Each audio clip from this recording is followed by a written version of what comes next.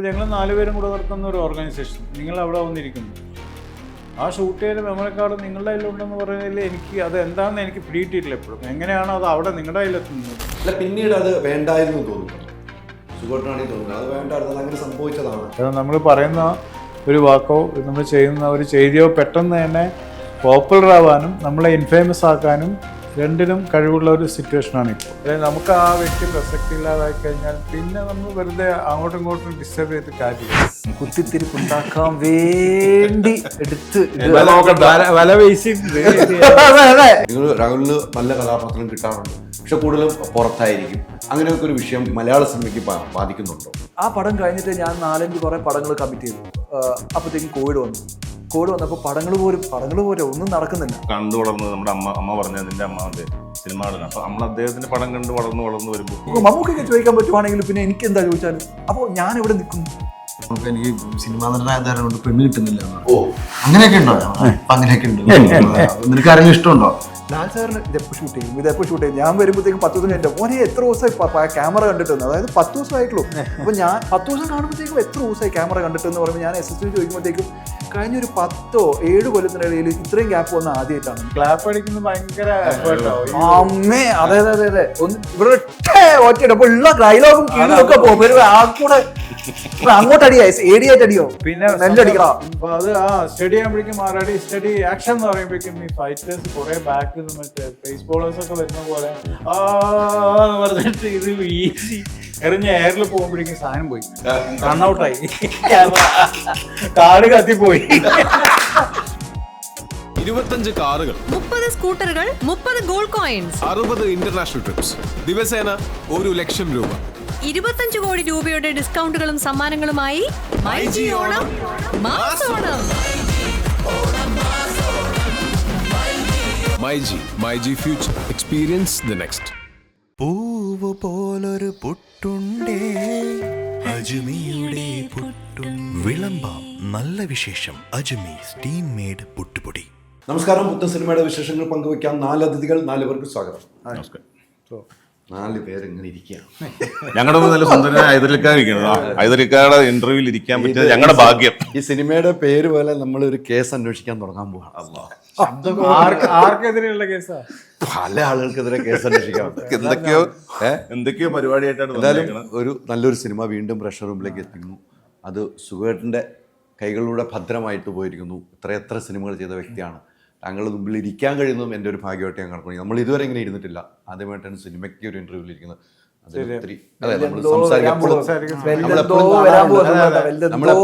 എപ്പോഴും കാണാറുണ്ട് സംസാരം, പക്ഷെ ഒരു സിനിമയുടെ ഒരു ഇന്റർവ്യൂവിന് ഇരിക്കുന്ന ഇപ്പോഴാണ്. അത് തന്നെ ഒരു ഭാഗ്യമായിരുന്നു. പക്ഷേ സിനിമ എല്ലാം മാറ്റങ്ങളാണ് അല്ലേ സുഖേട്ട? വർഷങ്ങളായിട്ട് സുഖേട്ടൻ യാത്ര ചെയ്യുന്നു. സിനിമയ്ക്കെല്ലാം മാറ്റങ്ങൾ സംഭവിച്ചുകൊണ്ടിരിക്കുന്നു. അന്നത്തെ സിനിമയല്ല ഇന്ന്, അന്നത്തെ ടെക്നോളജി അല്ല ഇന്ന്. എല്ലാത്തിലും സുഖേട്ടൻ്റെ ഒരു കയ്യൊപ്പുണ്ട് അല്ലേ? ഈ യാത്ര എങ്ങനെ കാണുന്നു സുഖേട്ട? ഈ കാലഘട്ടത്തിലുള്ള യാത്രയിൽ ഞാനിതൊരു നാച്ചുറൽ പ്രോസസ്സായിട്ടേ കണ്ടിട്ടുള്ളൂ. കാരണം നമ്മുടെ ലൈഫിൽ വരുന്ന ചേഞ്ചസ് പോലെ തന്നെ ഇത് അതുമായിട്ട് അഡാപ്റ്റ് ചെയ്ത് നമ്മൾ അപ്ഡേറ്റ് ചെയ്ത് പോവുക എന്നുള്ളതാണ്. ഇടയ്ക്കിടയ്ക്ക് റിഫ്രഷ് ചെയ്യുക, അപ്ഡേറ്റ് ചെയ്യുക, അത് തന്നെ പരിപാടി. അതെങ്ങനെയാണ് ചെയ്യാറുള്ളത്? ഇടയ്ക്കിടയ്ക്ക് തൊഴിൽ രഹസ്യം, അത് പറയാൻ പറ്റില്ല. നമുക്കൊന്ന് കിട്ടുകയാണെങ്കിൽ നമുക്കങ്ങനെ നോക്കാലോ രാവിലെ അല്ലേ? അല്ലേ എല്ലാവർക്കും ഒന്ന് പറഞ്ഞു കൊടുക്കുക, നമ്മൾ കൂടെ പറഞ്ഞു കൊടുക്കുക. അല്ല, നമ്മൾ കറണ്ട് സിനാരിയോയിൽ മാക്സിമം അപ്ഡേറ്റ് ചെയ്യുക എന്നുള്ളതാണ് അതിൻ്റെ എനിക്കൊന്ന് മിനിമൽ എഫേർട്ട് അത്രയെങ്കിലും വേണം. ഇവിടെ നടക്കുന്ന ടെക്നിക്കൽ ആയിട്ടുള്ള എല്ലാ അഡ്വാൻസ്മെൻറ്റും നമ്മൾ മനസ്സിലാക്കുക. പിന്നെ ഇപ്പോൾ നമുക്ക് എല്ലാ വേൾഡ് സിനിമ നമ്മുടെ ഫിംഗർ ടിപ്സിലുണ്ട്. നമുക്ക് എവിടെ നിന്ന് വേണേൽ ആക്സസ് ചെയ്യാൻ പറ്റും. എല്ലാം യൂട്യൂബുണ്ട്, OTTs ഉണ്ട്, എല്ലാ വഴിക്കുണ്ട്. അപ്പോൾ അതൊക്കെ കണ്ടും മനസ്സിലാക്കിയും നമ്മൾ മുന്നോട്ട് പോവുക, അതാണ്. പിന്നെ നമുക്ക് ചുറ്റുമുള്ള പണ്ടത്തെ പോലെയല്ല, മെയിനായിട്ടൊരു സാധനം നമുക്ക് ചുറ്റും എന്താ നടക്കുന്നത് നമ്മൾ കൂടുതൽ അവെയർ ആവേണ്ട ഒരു അവസ്ഥയിലേക്കാണ് ഇപ്പോൾ. കാരണം നമ്മൾ പറയുന്ന ഒരു വാക്കോ നമ്മൾ ചെയ്യുന്ന ഒരു ചെയ്തിയോ പെട്ടെന്ന് തന്നെ പോപ്പുലർ ആവാനും നമ്മളെ ഇൻഫേമസ് ആക്കാനും രണ്ടിനും കഴിവുള്ള ഒരു സിറ്റുവേഷനാണ് ഇപ്പോൾ. നേരത്തെ അതില്ല. കാരണം ഇത്രയും പേര് അറിഞ്ഞു വരണമെങ്കിൽ ഒരാളിൽ നിന്ന് മറ്റേയാൾക്ക് അറിഞ്ഞ് റിപ്ലീസ് എന്നിട്ട് പണ്ട് റിപ്ലൈ പറഞ്ഞത് ഒരാൾ മറ്റേയാൾ പറഞ്ഞ് മറ്റേയാൾ 4 പേര് അങ്ങനെ പറഞ്ഞു പോയാൽ തന്നെ പിറ്റേന്ന് കാലത്താകത്തില്ല. ഇതിപ്പോൾ വിത്തിൻ സെക്കൻഡ്സ് ലോകം മുഴുവൻ അറിയും. അപ്പോൾ അത് നമ്മൾ ഉൾക്കൊണ്ടുകൊണ്ട് തന്നെ നമ്മൾ പോകുക എന്നുള്ളതാണ്. ആ ഒരു യാത്ര സുഖമാണോ? സുഖമാണോ എന്ന് ചോദിച്ചാൽ ഇതിൽ ശരിയും തെറ്റുകളൊന്നും എനിക്ക് തോന്നിയിട്ടില്ല. കാരണം നമ്മൾ ഏതുമായിട്ട് സിങ്കായി പോകുന്ന പറ്റുന്നോ അതിനൊക്കെ സിങ്കായി പോകുക, അത്രയേ ഉള്ളൂ. അല്ലാതെ അതിനെ നെഗേറ്റ് ചെയ്തിട്ടൊന്നും അല്ലെങ്കിൽ പോസിറ്റീവായിട്ട് കണ്ടിട്ടൊന്നും കാര്യമില്ല. നമുക്ക് സ്മൂത്തായിട്ട് ലൈഫ് എൻജോയ് ചെയ്യുക, ഹാപ്പിയായിട്ട് ജീവിക്കാൻ പറ്റുന്നിടത്തോളം കാലം ഹാപ്പിയായി ജീവിക്കുക, അത് മാത്രം. അതാണ് ഏറ്റവും ആവശ്യം, അതിന് ഹാപ്പിയായിട്ട് ജീവിക്കുക. എനിക്ക് പഴയകാല നടന്മാരെ വെച്ച് നോക്കും നമ്മൾ. ഇതൊക്കെ പുതിയ തലമുറയിലാണ്. സുഖമായിട്ടിന് വർക്ക് ചെയ്യുമ്പോൾ എത്രയോ സിനിമകൾ വർക്ക് ചെയ്ത് എത്ര നടന്മാരുമായിട്ട് സംവിധാനം ചെയ്തിരിക്കുന്നു അല്ലേ. നമ്മുടെയൊക്കെ ജീവിതം തുറന്നു കാണിച്ച ഒരു സിനിമ സംവിധാനം ചെയ്താണ് അല്ലേ. മാധ്യമപ്രവർത്തക ജീവിതമാണ് തുറന്നത്. തൊടുപുഴയാണ് ഷൂട്ടിങ്. ആ ലൊക്കേഷൻ വന്നിട്ടുണ്ട്. ലൊക്കേഷൻ ഞാൻ വന്നിട്ടുണ്ട്. ആ ഒരു തട്ടയുടെ ആ ഒരു ചായക്കടയിൽ നിന്ന് അശോകൻ ചേട്ടനൊക്കെ ഇരിക്കുന്ന ആ ലൊക്കേഷൻ ഞാൻ വന്ന് അന്ന് ഇന്ത്യ വിഷനിലുള്ളപ്പോഴാണ് ഞാൻ അവിടെ റിപ്പോർട്ട് ചെയ്യാൻ വന്ന് എനിക്കിപ്പോൾ ഓർക്കുന്നുണ്ട്. അത് നമ്മുടെയൊക്കെ ജീവിതം തുറന്നു കാണിച്ചത്. അങ്ങനെ എത്രയോ സിനിമകൾ ക്യാമറ ചലിപ്പിച്ച് എത്രയോ ആളുകളുടെ കൂടെ വർക്ക് ചെയ്തിട്ട് ഇപ്പോൾ പുതുതലമുറയുടെ കൂടെയാണ് വർക്ക് ചെയ്യുന്നത് അല്ലേ. ഇവരൊക്കെ പുതുതലമുറയാണ്. ഈ സിനിമയിൽ വർക്ക് ചെയ്യുമ്പോൾ ഈ ഇരിക്കുന്ന 3 പേരിൽ സുഖമായിട്ടൊരു ഒരു കാര്യം പറഞ്ഞാൽ പെട്ടെന്ന് ഉൾക്കൊള്ളുകയും സുഖമായിട്ടൊരു കാര്യം പറഞ്ഞാൽ അത് കുറച്ച് ചെയ്യുന്നു ഈ 3 പേരിൽ ഒരാളുടെ പേര് പറയാമോ? ആലോചിച്ച് പറയണം. കുത്തിത്തിരിപ്പുണ്ടാക്കാൻ വേണ്ടി എടുത്ത് വല വീശിയിട്ടുണ്ട്. ഗോകുലിനൊരു പേടിയില്ല, പറഞ്ഞോളാൻ പറയാം. അല്ല ഞാനത് പറയുമ്പോൾ 3 പേരും കോംപ്രമൈസായി വിചാരിക്കരുത്. ഒരിക്കലുമില്ല. 3 പേരോടും ഞാൻ പറയുന്നത് 3 വ്യത്യസ്തമായ കാര്യങ്ങളാണ്. അപ്പോൾ അതുകൊണ്ട് തന്നെ അത് അവരെങ്ങനെ ഗ്രാസ്പ് ചെയ്യുന്നു നമുക്ക് ഒരേ ചോദ്യം 3 പേര് ചോദിച്ചിട്ട് അതിനുള്ള ഉത്തരം പുതിയ ടെക്നോളജി പഠിച്ചു. പഴയതിലെല്ലാം പൊളിറ്റിക്കലി കറക്റ്റ് ആവണ്ടേ അതുപോലെ. അതിൽ പേടിച്ചിരിക്കായിരുന്നു. അല്ല, നമ്മൾ പല കാര്യങ്ങളും സംസാരിച്ചു നമുക്ക് അറിയാലോ ഒരാളുകളെ. ഞാൻ ഒരു കൗതുകം എന്ന നിലയിൽ മാത്രം ചോദിച്ചു. അല്ലല്ല, ഞാൻ പറഞ്ഞത് സത്യസന്ധമായിട്ടൊരു മറുപടിയാണ്. കാരണം ഒരിക്കലും ഇപ്പോൾ ഇദ്ദേഹത്തിൻ്റെ ഇപ്പോൾ അസ്കർ ചെയ്യുന്ന ഒരു ക്യാരക്ടറിൻ്റെ കോംപ്ലക്സിറ്റി അല്ല ഈ ഗോകുൽ ചെയ്ത ഒരു ക്യാരക്ടറിന്, അതല്ല രാഹുൽ ചെയ്തത്. 3 ലെവൽസിൽ നിൽക്കുന്ന ക്യാരക്ടേഴ്സാണ്. അപ്പോൾ ഒരിക്കലും ഇപ്പോൾ ഗോകുലിനോട് പറയുന്ന പോലെ അതിങ്ങനെ ചെയ്യുമെന്ന് പറയുന്നത് ഒരിക്കലും അസ്കറിനോട് പറയേണ്ടി വരില്ല. അത് തന്നെ രാഹുലിന് പറഞ്ഞു. അപ്പോൾ അതുകൊണ്ട് പിന്നെ നമ്മളെ ഇവരോടുള്ള അടുപ്പം എങ്ങനെ കാണിക്കുന്നു എന്നുള്ളത് മാത്രമേ ഉള്ളൂ. അതിപ്പോൾ 3 പേരായിട്ട് ഞാൻ വളരെ ക്ലോസ് ആണ്. അതുകൊണ്ട് തന്നെ കമ്മ്യൂണിക്കേഷൻ ഈസിയാണ്, കാര്യങ്ങൾ പറയുന്നത്. 3 പേരോട് ഒരേപോലെ തന്നെ അടുപ്പമുണ്ട്. പിന്നെ തീർച്ചയായും പറയേണ്ടത് ഓപ്പണായിട്ട് പറയുന്നുണ്ട്. അങ്ങനെയാണല്ലോ ഒരാൾക്ക് വേണ്ടത് അല്ലേ. താങ്കളൊക്കെ അല്ല, ഫോർച്ചുനേറ്റ്ലി അല്ലെങ്കിൽ അൺഫോർച്ചുനേറ്റ്ലി ഞാൻ അങ്ങനെ എൻ്റെ പ്രായം എന്നെ ബാധിക്കാൻ ഞാൻ ഇതുവരെ അനുഭവിച്ചിട്ടില്ല. തീർച്ചയായിട്ടും. അതുകൊണ്ട് തന്നെ ഞാൻ എല്ലാ ജനറേഷനിലെ ആൾക്കാരും ആയിട്ടും ഞാൻ വളരെ സിംഗിൾ പോകുന്ന വ്യക്തിയാണെന്ന് ഞാൻ സ്വയം വിശ്വസിക്കുന്നു. അത് ഇവരാണ് പറയേണ്ടത്. അല്ല, ഞാൻ അങ്ങനെ ശ്രമിക്കാറുണ്ട്. അതുകൊണ്ട് അന്ന് എൻ്റെ ചെറുപ്പത്തിൽ ഞാൻ വളരെ ഒരു റാഡിക്കൽ ഇതായിരുന്നു, കുറച്ച് കൂടുതൽ ഇപ്പോഴത്തെ നമ്മൾ ന്യൂ ജനറേഷൻ സി എന്നൊക്കെ പറയുന്ന പോലെയുള്ള ചിന്താഗതിക്കാരനായിരുന്നു തോന്നുന്നു. എന്നെ അപ്പോൾ അന്ന് കുറേ ആൾക്കാർ ചീച്ച വിളിച്ചിട്ടുണ്ട്. അപ്പോൾ അത് എന്നെ ഹെൽപ്പ് ചെയ്തിട്ടുണ്ടാവും. ഇപ്പോൾ ആ പ്ലേസ്മെന്റ് കറക്റ്റായി, ഇപ്പോഴാണ് എനിക്ക് കറക്റ്റായി ഒരു പാഠം കറക്റ്റായിരുന്നു അല്ലേ. രാവിലെ എനിക്ക് തോന്നുന്നു ഈ സിനിമയിൽ നല്ലൊരു ഫൈറ്റ് ഉണ്ട്. ഫൈറ്റുകളെ കുറിച്ച് ഞാൻ സുഖമായിട്ടാണ് സംസാരിച്ചിരുന്നു. രാവിലെ ഈ സിനിമയിലേക്ക് എത്തുമ്പോൾ ഈ ഒരു കേസ് ഡയറിയാണ് അല്ലേ, ഒരു പോലീസിൻ്റെ ഒരു അന്വേഷണമാണ്. ഇപ്പോഴത്തെ കാലഘട്ടത്തിൽ നടക്കുന്ന സംഭവങ്ങളുമായിട്ട് ചേർത്താണ് പോകുന്നത്. എങ്ങനെ ഉണ്ടായിരുന്നു ആ എക്സ്പീരിയൻസ്? സുഖേട്ടൻ്റെ കൂടെയാണ് വർക്ക് ചെയ്യുന്നത്, നമ്മൾ എന്നും കണ്ട വ്യക്തി അല്ലേ, ആദ്യമായിട്ടായിരിക്കും ഒന്നിക്കുന്നത് എനിക്ക് തോന്നുന്നു അല്ലേ. സുഖേട്ടൻ്റെ സിനിമകൾ നമ്മൾ കണ്ടിട്ടുണ്ട്. എങ്ങനെയായിരുന്നു ആ എക്സ്പീരിയൻസ്? അല്ല, ഇടയ്ക്ക് പക്ഷേ രാഹുലിന് നല്ല പരിചയം കേട്ടോ അതിന് മുമ്പ് തന്നെ. വർക്ക് ചെയ്യുന്ന എപ്പോഴാണ് പരിചയം. നമ്മളെ പോലെ തന്നെയാ പരിചയമുണ്ട്. അല്ല, അതല്ല, ചേട്ടന്റെ പടത്തിൽ വർക്ക് ചെയ്തിട്ടുണ്ടായിരുന്നു. ചന്ദ്രേട്ടന്റെ പടത്തിൽ ഞാനത് പറയാൻ നിൽക്കുമായിരുന്നു. ചന്ദ്രേട്ടന്റെ പടത്തിൽ ഞാൻ വർക്ക് ചെയ്തായിരുന്നു. ശ്രീലങ്കയിലായിരുന്നു ആ പടത്തിന്റെ ഷൂട്ട്. ആ പടത്തിന്റെ പേര് അത് മറന്നുപോയി. ആ പടത്തിൽ സുഖേട്ടൻ്റെ അസിസ്റ്റൻ്റ് ആണ് ക്യാമറ ഹാൻഡിൽ ചെയ്തത്. അനിയൻ ചിത്രശാല എന്നാണ് അദ്ദേഹത്തിൻ്റെ പേര്. അനിയട്ടനാണ് ക്യാമറ ഹാൻഡിൽ ചെയ്തത്. അപ്പോൾ ചന്ദ്രൻ്റെ കൂടെ വർക്ക് ചെയ്യുമ്പോൾ അവർക്ക് അറിയാം, ചന്ദ്രൻ്റെ കൂടെ ഇവരെല്ലാവരും ഒരുമിച്ചാണ് ചെന്നൈയിൽ പടം തുടങ്ങുന്നത്. എന്ന് 19 what years ago was your first this thing? 1985. Chandran started before that 1970s.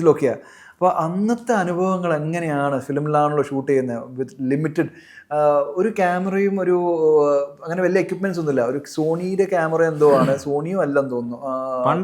അല്ല, നമ്മൾ ശ്രീലങ്കയിൽ സോണി വന്നിട്ടില്ല. സോണി വന്നല്ല, കാനന്റെ ഒരു കാനോ 2-3 ലെൻസും അത് വെച്ചിട്ട് ഷൂട്ട് ചെയ്ത് നിങ്ങളത് ഔട്ട് കാണണം.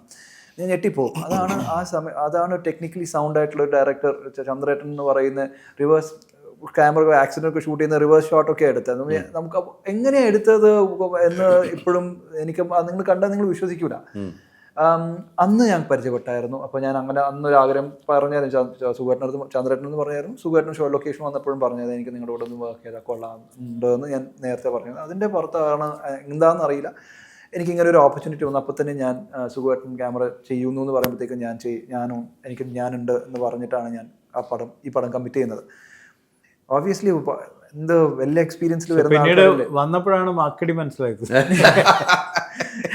ഞാൻ ഈ ഫൈറ്റിന്റെ കാര്യം പറയുന്നത് കുറച്ച് റിസ്ക് എന്നല്ല, കുറച്ച് ടെക്നിക്കൽ കുറച്ചൊന്ന് പ്രാക്ടീസ് ചെയ്യണം. അത് ഞാൻ ചെയ്യാൻ റിസ്ക് എടുത്ത് ചെയ്തിട്ടുണ്ടെങ്കിൽ അത് സുഖമായിട്ടുള്ള ഒറ്റ ധൈര്യം കാരണമാണ് ഞാൻ ചെയ്തത്. അതിൻ്റെ ഔട്ട് അതുപോലെ തന്നെ വരും, ഇല്ലെങ്കിൽ അത് അപ്രീഷിയേറ്റ് ചെയ്യപ്പെടും എന്നുള്ളൊരു ധൈര്യം. ആ ക്യാമറ ഇദ്ദേഹം ആണ് ചെയ്യുമ്പോൾ, ക്യാമറ വെക്കുന്ന ഇദ്ദേഹം ആണെന്ന് പറയുന്ന ഒറ്റ ധൈര്യത്തിലാണ് ഞാൻ അത് ചെയ്തത്. അത് നല്ലൊരു എക്സ്പീരിയൻസ് ആയിരുന്നു. അപ്പോൾ പടം കാണുമ്പോൾ നിങ്ങൾ വേണം പറയാൻ. അപ്പോൾ വണ്ടർഫുൾ എക്സ്പീരിയൻസ്. അല്ല, അഗൈൻ ഞാനത് നേരത്തെ പറഞ്ഞിരുന്നു എൻ്റെ ഫസ്റ്റിൽ, അതൊന്ന് കാണേണ്ട എസ്പെഷ്യലി ഒരു സീക്വൻസ് ഉണ്ട്, ഒരു കാറിൻ്റെ മേലേക്ക് ഓടി കയറിയിട്ടുള്ള ഒരു ഫൈറ്റ് സീൻ. അത് ബ്രില്യൻ്റ് ആയിട്ട് എക്സിക്യൂട്ട് ചെയ്തിട്ടുണ്ട്. ഗൂഗിൾ ഈ സിനിമയിലേക്ക് എത്തിയത് എങ്ങനെയായിരുന്നു? ഇവരെങ്ങനെയാണ് കണ്ടെത്തിയത്? ഗൂഗിളിന് പറ്റിയ ഒരു കഥാപാത്രം എന്ന് ആരാണ്? ഡയറക്ടറാണ് സുഖേട്ടനും കൂടി ആലോചിച്ചായിരിക്കുമല്ലോ പറയുന്നത്. ഗൂഗിളിനെ ഞങ്ങൾ കണ്ടെത്തിയതല്ലേ? ഞാൻ ഒരു ദിവസം വീട്ടിലിരിക്കുമ്പോൾ ഒരു രാവിലെ 11 മണിയൊക്കെ ഇപ്പോൾ അസോസിയേറ്റ് ഹരീഷേട്ടൻ വിളിച്ചു, പരിപാടിൻ്റെ ഇങ്ങനെ ഇതാണ് പരിപാടി, ഇവരാണ് പ്രൊഡക്ഷൻ ഷൂട്ട്, നാളെ വരേണ്ടി വരും. ഇന്ന് വൈകിട്ട് വണ്ടി കയറേണ്ടി വരും, നാളെ വരണം. ഒരു പോലീസുകാരൻ്റെ ക്യാരക്ടറാണ്. അപ്പോൾ ഞാൻ എൻ്റെ ഗെറ്റപ്പ് ചേട്ടാ അപ്പോൾ ഞാൻ വേറെ സിനിമയ്ക്ക് വേണ്ടിയിട്ട് ഇങ്ങനെ മുടിയൊക്കെ മുട്ട അടിച്ചിരിക്കുകയായിരുന്നു. അപ്പോൾ ഞാൻ അയച്ചു കൊടുത്തു, അവിടെ ഗെറ്റപ്പ് ഓക്കെ ആണ് ഇപ്പോൾ അങ്ങനെ പറഞ്ഞത്. ഇപ്പോൾ സുഖേട്ടനാണ് ആ കുറച്ച് ദിവസം ഷൂട്ട് ചെയ്യുന്നതെന്ന് പറഞ്ഞു. പിന്നെ ഞാൻ വേറെ ഒന്നും ചിന്തിച്ചില്ല. ഒരു പോലീസുകാരൻ എന്ന നിലയിൽ ഇതിനു മുമ്പ് പോലീസ് വേഷങ്ങൾ ചെയ്തിട്ടുണ്ട് അല്ലേ? നമുക്ക് എടുത്തു വെച്ച സിനിമകളൊക്കെ പോലീസ് വേഷം. ഇതിലൊരു നമ്മുടെ വേഷം എന്ന് പറയുന്നത് നമുക്ക് ഇവിടെ തൃപ്തിയാവുന്ന ഒരു വേഷമായിരിക്കില്ല ഈ പോലീസ് വേഷം. സ്ഥിരം പോലീസ് വേഷം ചെയ്യുമ്പോൾ നമുക്കൊരു തൃപ്തി വരുന്നുള്ളൂ, അല്ലെങ്കിൽ അതിൽ തന്നെ നമ്മൾ പിടിച്ചു നിൽക്കേണ്ട ഒരു ഗതികേട് വരും. പക്ഷെ ഇതിൽ എന്താണ് അത്രയും ഈ സുഖേട്ടൻ ക്യാമറ എന്ന് പറയുന്ന ഇതിന്റെ കഥാപാത്രത്തിന് പ്രത്യേകത ഉണ്ടാവും. ഇതിൽ പ്രൊമോഷൻ കിട്ടിയിട്ടുണ്ടല്ലേ? പ്രൊമോഷൻ കിട്ടിയിട്ടുണ്ട്. മറ്റു ഇതിനുമ്പോ പോലീസായിട്ട് അഭിനയിച്ചത് ഉണ്ടയിലായിരുന്നു. ഉണ്ടയിൽ കോൺസ്റ്റബിൾ ആണ്, തുണ്ടില് പിന്നെ ഒരു ഡോഗ് സ്ക്വാഡിലെ പോലീസുകാരനായിരുന്നു. ഇതിനകത്ത് SI ആണ്. സെലിബ്രിറ്റി അടിക്കുന്ന ആളുകളുണ്ട്. ഇടയ്ക്ക് വന്നു സാർ, ഹരീഷ് വളരെ സ്ട്രോങ് ആയിട്ട് ഗൂഗിളിന്റെ കാര്യം പറഞ്ഞു. അസോസിയേറ്റ് ഹരീഷ് കൃത്യമായിട്ട് പറഞ്ഞു. ഹരീഷാണ് ശരിക്കും കോൺടാക്ട് ചെയ്തല്ലേ? ഹരീഷാണ് എന്നെ വിളിച്ചത് ആദ്യം. അതിന്റെ പ്രൊമോഷനോട് കൂടി തന്നെയാണ് വിളിച്ചത്. അതാണ് അതിനകത്ത് സുഖം. പിന്നെ എല്ലാ പേരിനേക്കാളും കടിച്ചാ പൊട്ടാത്ത പേര് ഭയങ്കര ക്യാരക്ടർ, ജീവിതത്തിൽ മറക്കാൻ പറ്റാത്ത ഒരു ക്യാരക്ടറിന്റെ പേര് സിനിമയല്ലേ അദ്ദേഹത്തിന് കിട്ടിയത്. പേര് ചോദിച്ചു. ഏറ്റവും കൂടുതൽ ഞാനേ വിളിച്ചിട്ടുള്ള കഥാപാത്രം. ഞാനാണ് വിളിക്കുന്നത്. കാരണം എന്റെ കൂടെ നിൽക്കുന്ന, എന്നെ സപ്പോർട്ട് ചെയ്യുന്ന ക്യാരക്ടർ. അപ്പൊ ഞാനാണ് വിളിക്കുന്നത്. വ്ളാഡിമർ എന്നാണ് കഥാപാത്രത്തിന്റെ പേര്. റഷ്യൻ പേരാണ് വ്ളാഡിമർ. റഷ്യൻ. അങ്ങനെ ഒരു പേര് കണ്ടെത്താൻ അതിലെ കഥയിലൊക്കെ പറയുന്നുണ്ട് എന്തുകൊണ്ടാണ്. അത് വേറെ സാധനം. അത് കുറച്ച് ആണ്. അത് പുറത്ത് പെട്ടെന്ന് പറയാൻ പറ്റില്ല. പുറത്ത് പറയാ വേണ്ട, കണ്ടിട്ട് സിനിമയെ കാണാം. സെൻസേർഡ് ആണ് കേട്ടോ, അതുകൊണ്ട് കുഴപ്പമില്ല. സെൻസറിങ് കഴിഞ്ഞാണ്, അപ്പൊ അതുകൊണ്ട് കുഴപ്പമില്ല, കേൾക്കാം. കുഴപ്പമില്ല. അപ്പൊ ഏറ്റവും കൂടുതൽ നീയാണ് വിളിക്കുന്നത് അല്ലേ? അത് വലിയ പ്രശ്നമാണ്. എന്റെ കൂടെ കട്ടക്കിരിക്കുന്നതാണ്. അത് എല്ലാ ഇമോഷണലും ഞാൻ പറയാൻ പറ്റില്ല. എല്ലാതരം വിളിയുണ്ട്, എല്ലാതരം വ്ളാഡി. എല്ലാ സമയത്തും വിളിയുണ്ട്. തമാശക്കും വിളിക്കും, സീരിയസ്ലി വിളിക്കും, കളിയാക്കി. എപ്പോഴും വ്ളാഡി തന്നെയാണ് വിളിക്കുന്നത്. കാരണം അവിടെ കട്ടക്ക് നിൽക്കുന്ന ഈ കഥാപാത്രത്തിന്റെ അതല്ലേ? യഥാർത്ഥ നിങ്ങൾ രണ്ടിന്റെയും ഫൈറ്റിനെ കുറിച്ചാണ് ഞാൻ സംസാരിച്ചത്. ഞങ്ങളുടെ ജീവിതത്തിൽ ഒരുപാട് ഫൈറ്റ് ചെയ്ത ആൾക്കാരാണ് ഇവനെ. ഇത് ഇവന്റെ സ്ഥിരം നമ്പറാ. പടത്തിന്റെ പ്രൊമോഷൻ എന്ത് പറയാം, എങ്ങനെ ഓടിക്കണം, ഇതിനു മുമ്പ് ഇങ്ങനെ എന്തുകൊണ്ട് പറഞ്ഞ് തല കൈ വെച്ചു. ഇപ്പൊ അടുത്തത് ഞാൻ എവിടെ സുഖരെ ചോദിക്കാം എവിടെ. പക്ഷെ വേറെ കാരണം കേട്ടോ, അസ്കറിന്റെ ഫൈറ്റും നിങ്ങൾ ഇതുവരെ കാണാത്ത രീതിയിലുണ്ട്. നല്ല ഫൈറ്റ്. സാറ് മാർഷൽ ആർട്ട് ഇത് പഠിച്ചതുകൊണ്ടും സാർ എനിക്ക് ഒരുപാട് കാര്യങ്ങൾ ടെക്നിക്കൽ പരമായിട്ട് പറഞ്ഞു തരും. അസ്കർ ഇങ്ങനെയാണ് ഫൈറ്റിന്റെ സമയത്ത് ഒരുപാട് കാര്യങ്ങൾ നമുക്ക് ചില കാര്യങ്ങൾ നമുക്ക് കിട്ടത്തില്ലല്ലോ. പിന്നെ അങ്ങനെ ഒരുപാട് സാറ് ഇങ്ങനെ ഇല്ലൊക്കെയാണ്, ഇങ്ങനെ ചെയ്യണം, ഇതാണ് ഇതിന്റെ സ്റ്റൈല്. സാർ ഒരുപാട് ഹെൽപ്പ് ചെയ്തിട്ടുണ്ട്. മാസ്റ്റർ ഉണ്ടെങ്കിലും അദ്ദേഹത്തിന്റെ കയ്യിലാണ് ക്യാമറ കാര്യങ്ങൾ. അപ്പൊ എങ്ങനെ പോകും, എങ്ങനെയാണ് മൂവ്മെന്റ്സ് എന്നൊക്കെ ഒരുപാട് സാർ എന്നെ ഹെൽപ്പ് ചെയ്തിട്ടുണ്ട്. ചില സമയത്ത് വഴക്ക് പറയത്തില്ല സാർ, ഒരു ഇങ്ങനെ ഒരു നോട്ടത്തിലുണ്ടാവും. നോട്ടത്തിലുണ്ട്. ചില നോട്ടം കാരണം നല്ല ഔട്ട്, സാറിന് ഔട്ട് കിട്ടുന്നുണ്ട്. അപ്പൊ സാറിന്റെ കൂടെ വർക്ക് ചെയ്യാൻ പറ്റിയത് ഒരുപാട് സന്തോഷമാണ് എല്ലായിടത്തും പറയുന്നത്. സാറ് ഒരുപാട് ഹെൽപ്പ് ചെയ്തു പല കാര്യങ്ങളും. ഇപ്പൊ പോലീസ് ഫസ്റ്റ് ആണ് പോലീസ് ഓഫീസറായിട്ട് യൂണിഫോം ധരിക്കുന്നത്. ഇവർ രണ്ടുപേരും നേരത്തെ ചെയ്തിട്ടുണ്ട്. എൻ്റെ ഫസ്റ്റ് എക്സ്പീരിയൻസ്. അപ്പൊ അത് സാറിനോട് പറഞ്ഞു ഇങ്ങനെയാണ് നടക്കേണ്ടത്, എന്താണ് കാര്യങ്ങൾ, ഇങ്ങനെയാണ്. എനിക്ക് ഒരുപാട് ഹെൽപ്പ് ചെയ്തൊരു സാറാണ്. കാരണം അദ്ദേഹത്തിനോട് വർക്ക് ചെയ്യാൻ പറ്റി ഒരുപാട് സന്തോഷം. ഗോകുലാൻ്റെ ഇടയ്ക്ക് എന്തോ ഇടപെട്ടായിരുന്നു? ഗോകുലെന്താ അല്ല, നോട്ടത്തിലുണ്ടായിരുന്നു പറഞ്ഞു. നോട്ടത്തിലില്ലെങ്കിൽ ആക്ഷൻ പറയുമ്പോൾ മനസ്സിലാകും, കറക്റ്റ് പറയുമ്പോഴും മനസ്സിലാകും ഡയറക്ടറിന്റെ മൈൻഡ് കറക്റ്റ് മനസ്സിലാവുന്നുണ്ടല്ലേ എന്ന് പറഞ്ഞാൽ വേണ്ടി നമുക്ക് മനസ്സിലാവും. ഇത് വർക്കായിട്ടില്ല, അല്ലെങ്കിൽ ഇത് വർക്കായി വർക്കായെന്ന് മനസ്സിലാവില്ലേ? ഈ നേരത്തെ പറഞ്ഞ തമാശയ്ക്ക് പറഞ്ഞ അല്ലാന്ന് എനിക്ക് മനസ്സിലായി. മനസ്സിൽ നിന്ന് പറഞ്ഞ ഒത്തിരി നിങ്ങൾ ശ്രമിച്ച ആളുകളാണ് രണ്ടുപേരെ. ഈ രാവിലെ അല്ലിട്ടുണ്ടോ സ്വന്തം പറഞ്ഞാൽ പോരെ? എന്ത് വഴക്കിട്ടുണ്ടോ? വഴക്കിട്ടാരല്ല, പിന്നെ ഫൈറ്റ് ചെയ്താ വന്നതെന്ന്. അതെല്ലാവരും ഫൈറ്റ് ചെയ്തല്ലേ? എല്ലാവരും ഫൈറ്റ് ചെയ്യാതെ നമുക്ക് നിൽക്കാൻ പറ്റില്ല. സിനിമയാണ്, അത്രേ ഉള്ളൂ. സിനിമയിലാണേലും ബിസിനസ്സിലാണേലും എല്ലായിടത്തും ഫൈറ്റ് ചെയ്ത് പറ്റുള്ളൂ. പക്ഷെ കഷ്ടപ്പെട്ട് വരാൻ അല്ലേ? അല്ലാതെ നമുക്ക് ഈസി വേയിലൊന്നും നടക്കത്തില്ല, ഒന്നും നടക്കില്ല. അത് അറിയാമല്ലോ.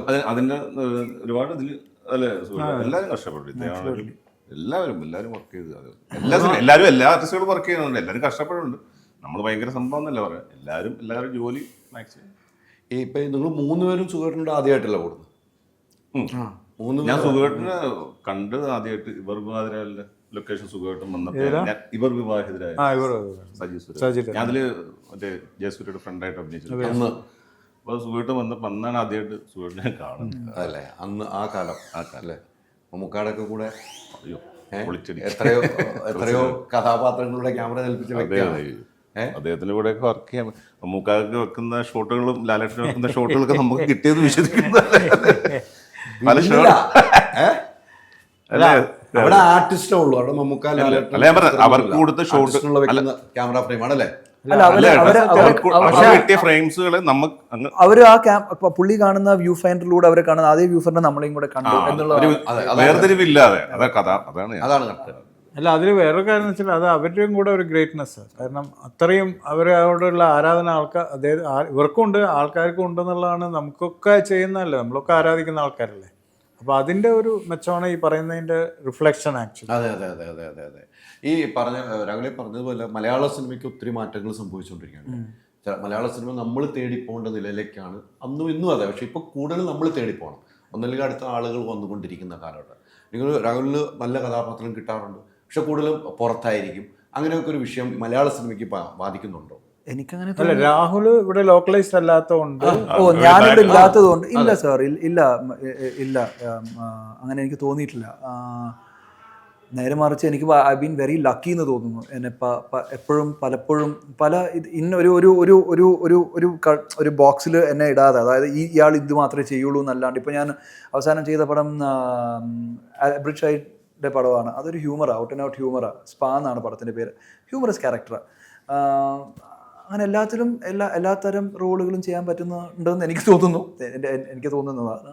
എനിക്കങ്ങനെ ഒരു ലിമിറ്റേഷനായി തോന്നിയിട്ടില്ല. അപ്പോൾ അവിടെ ഇവിടെ അല്ലാത്തത് കൊണ്ട് പുറത്ത് നിൽക്കുന്നതുകൊണ്ട് അങ്ങനെ ഒരു ലിമിറ്റേഷൻ ഉണ്ടെന്ന് എനിക്ക് ഒരിക്കലും തോന്നിയിട്ടില്ല. നമ്മൾ ഇന്ന ആളുകളോട് കൂടി യാത്ര ചെയ്താൽ നമുക്ക് കൂടുതൽ സിനിമ കിട്ടുമെന്ന് അങ്ങനെ വിചാരിച്ചിട്ടുണ്ട്? ഇല്ല സാർ, ഇല്ല, ഒരിക്കലും ഇല്ല.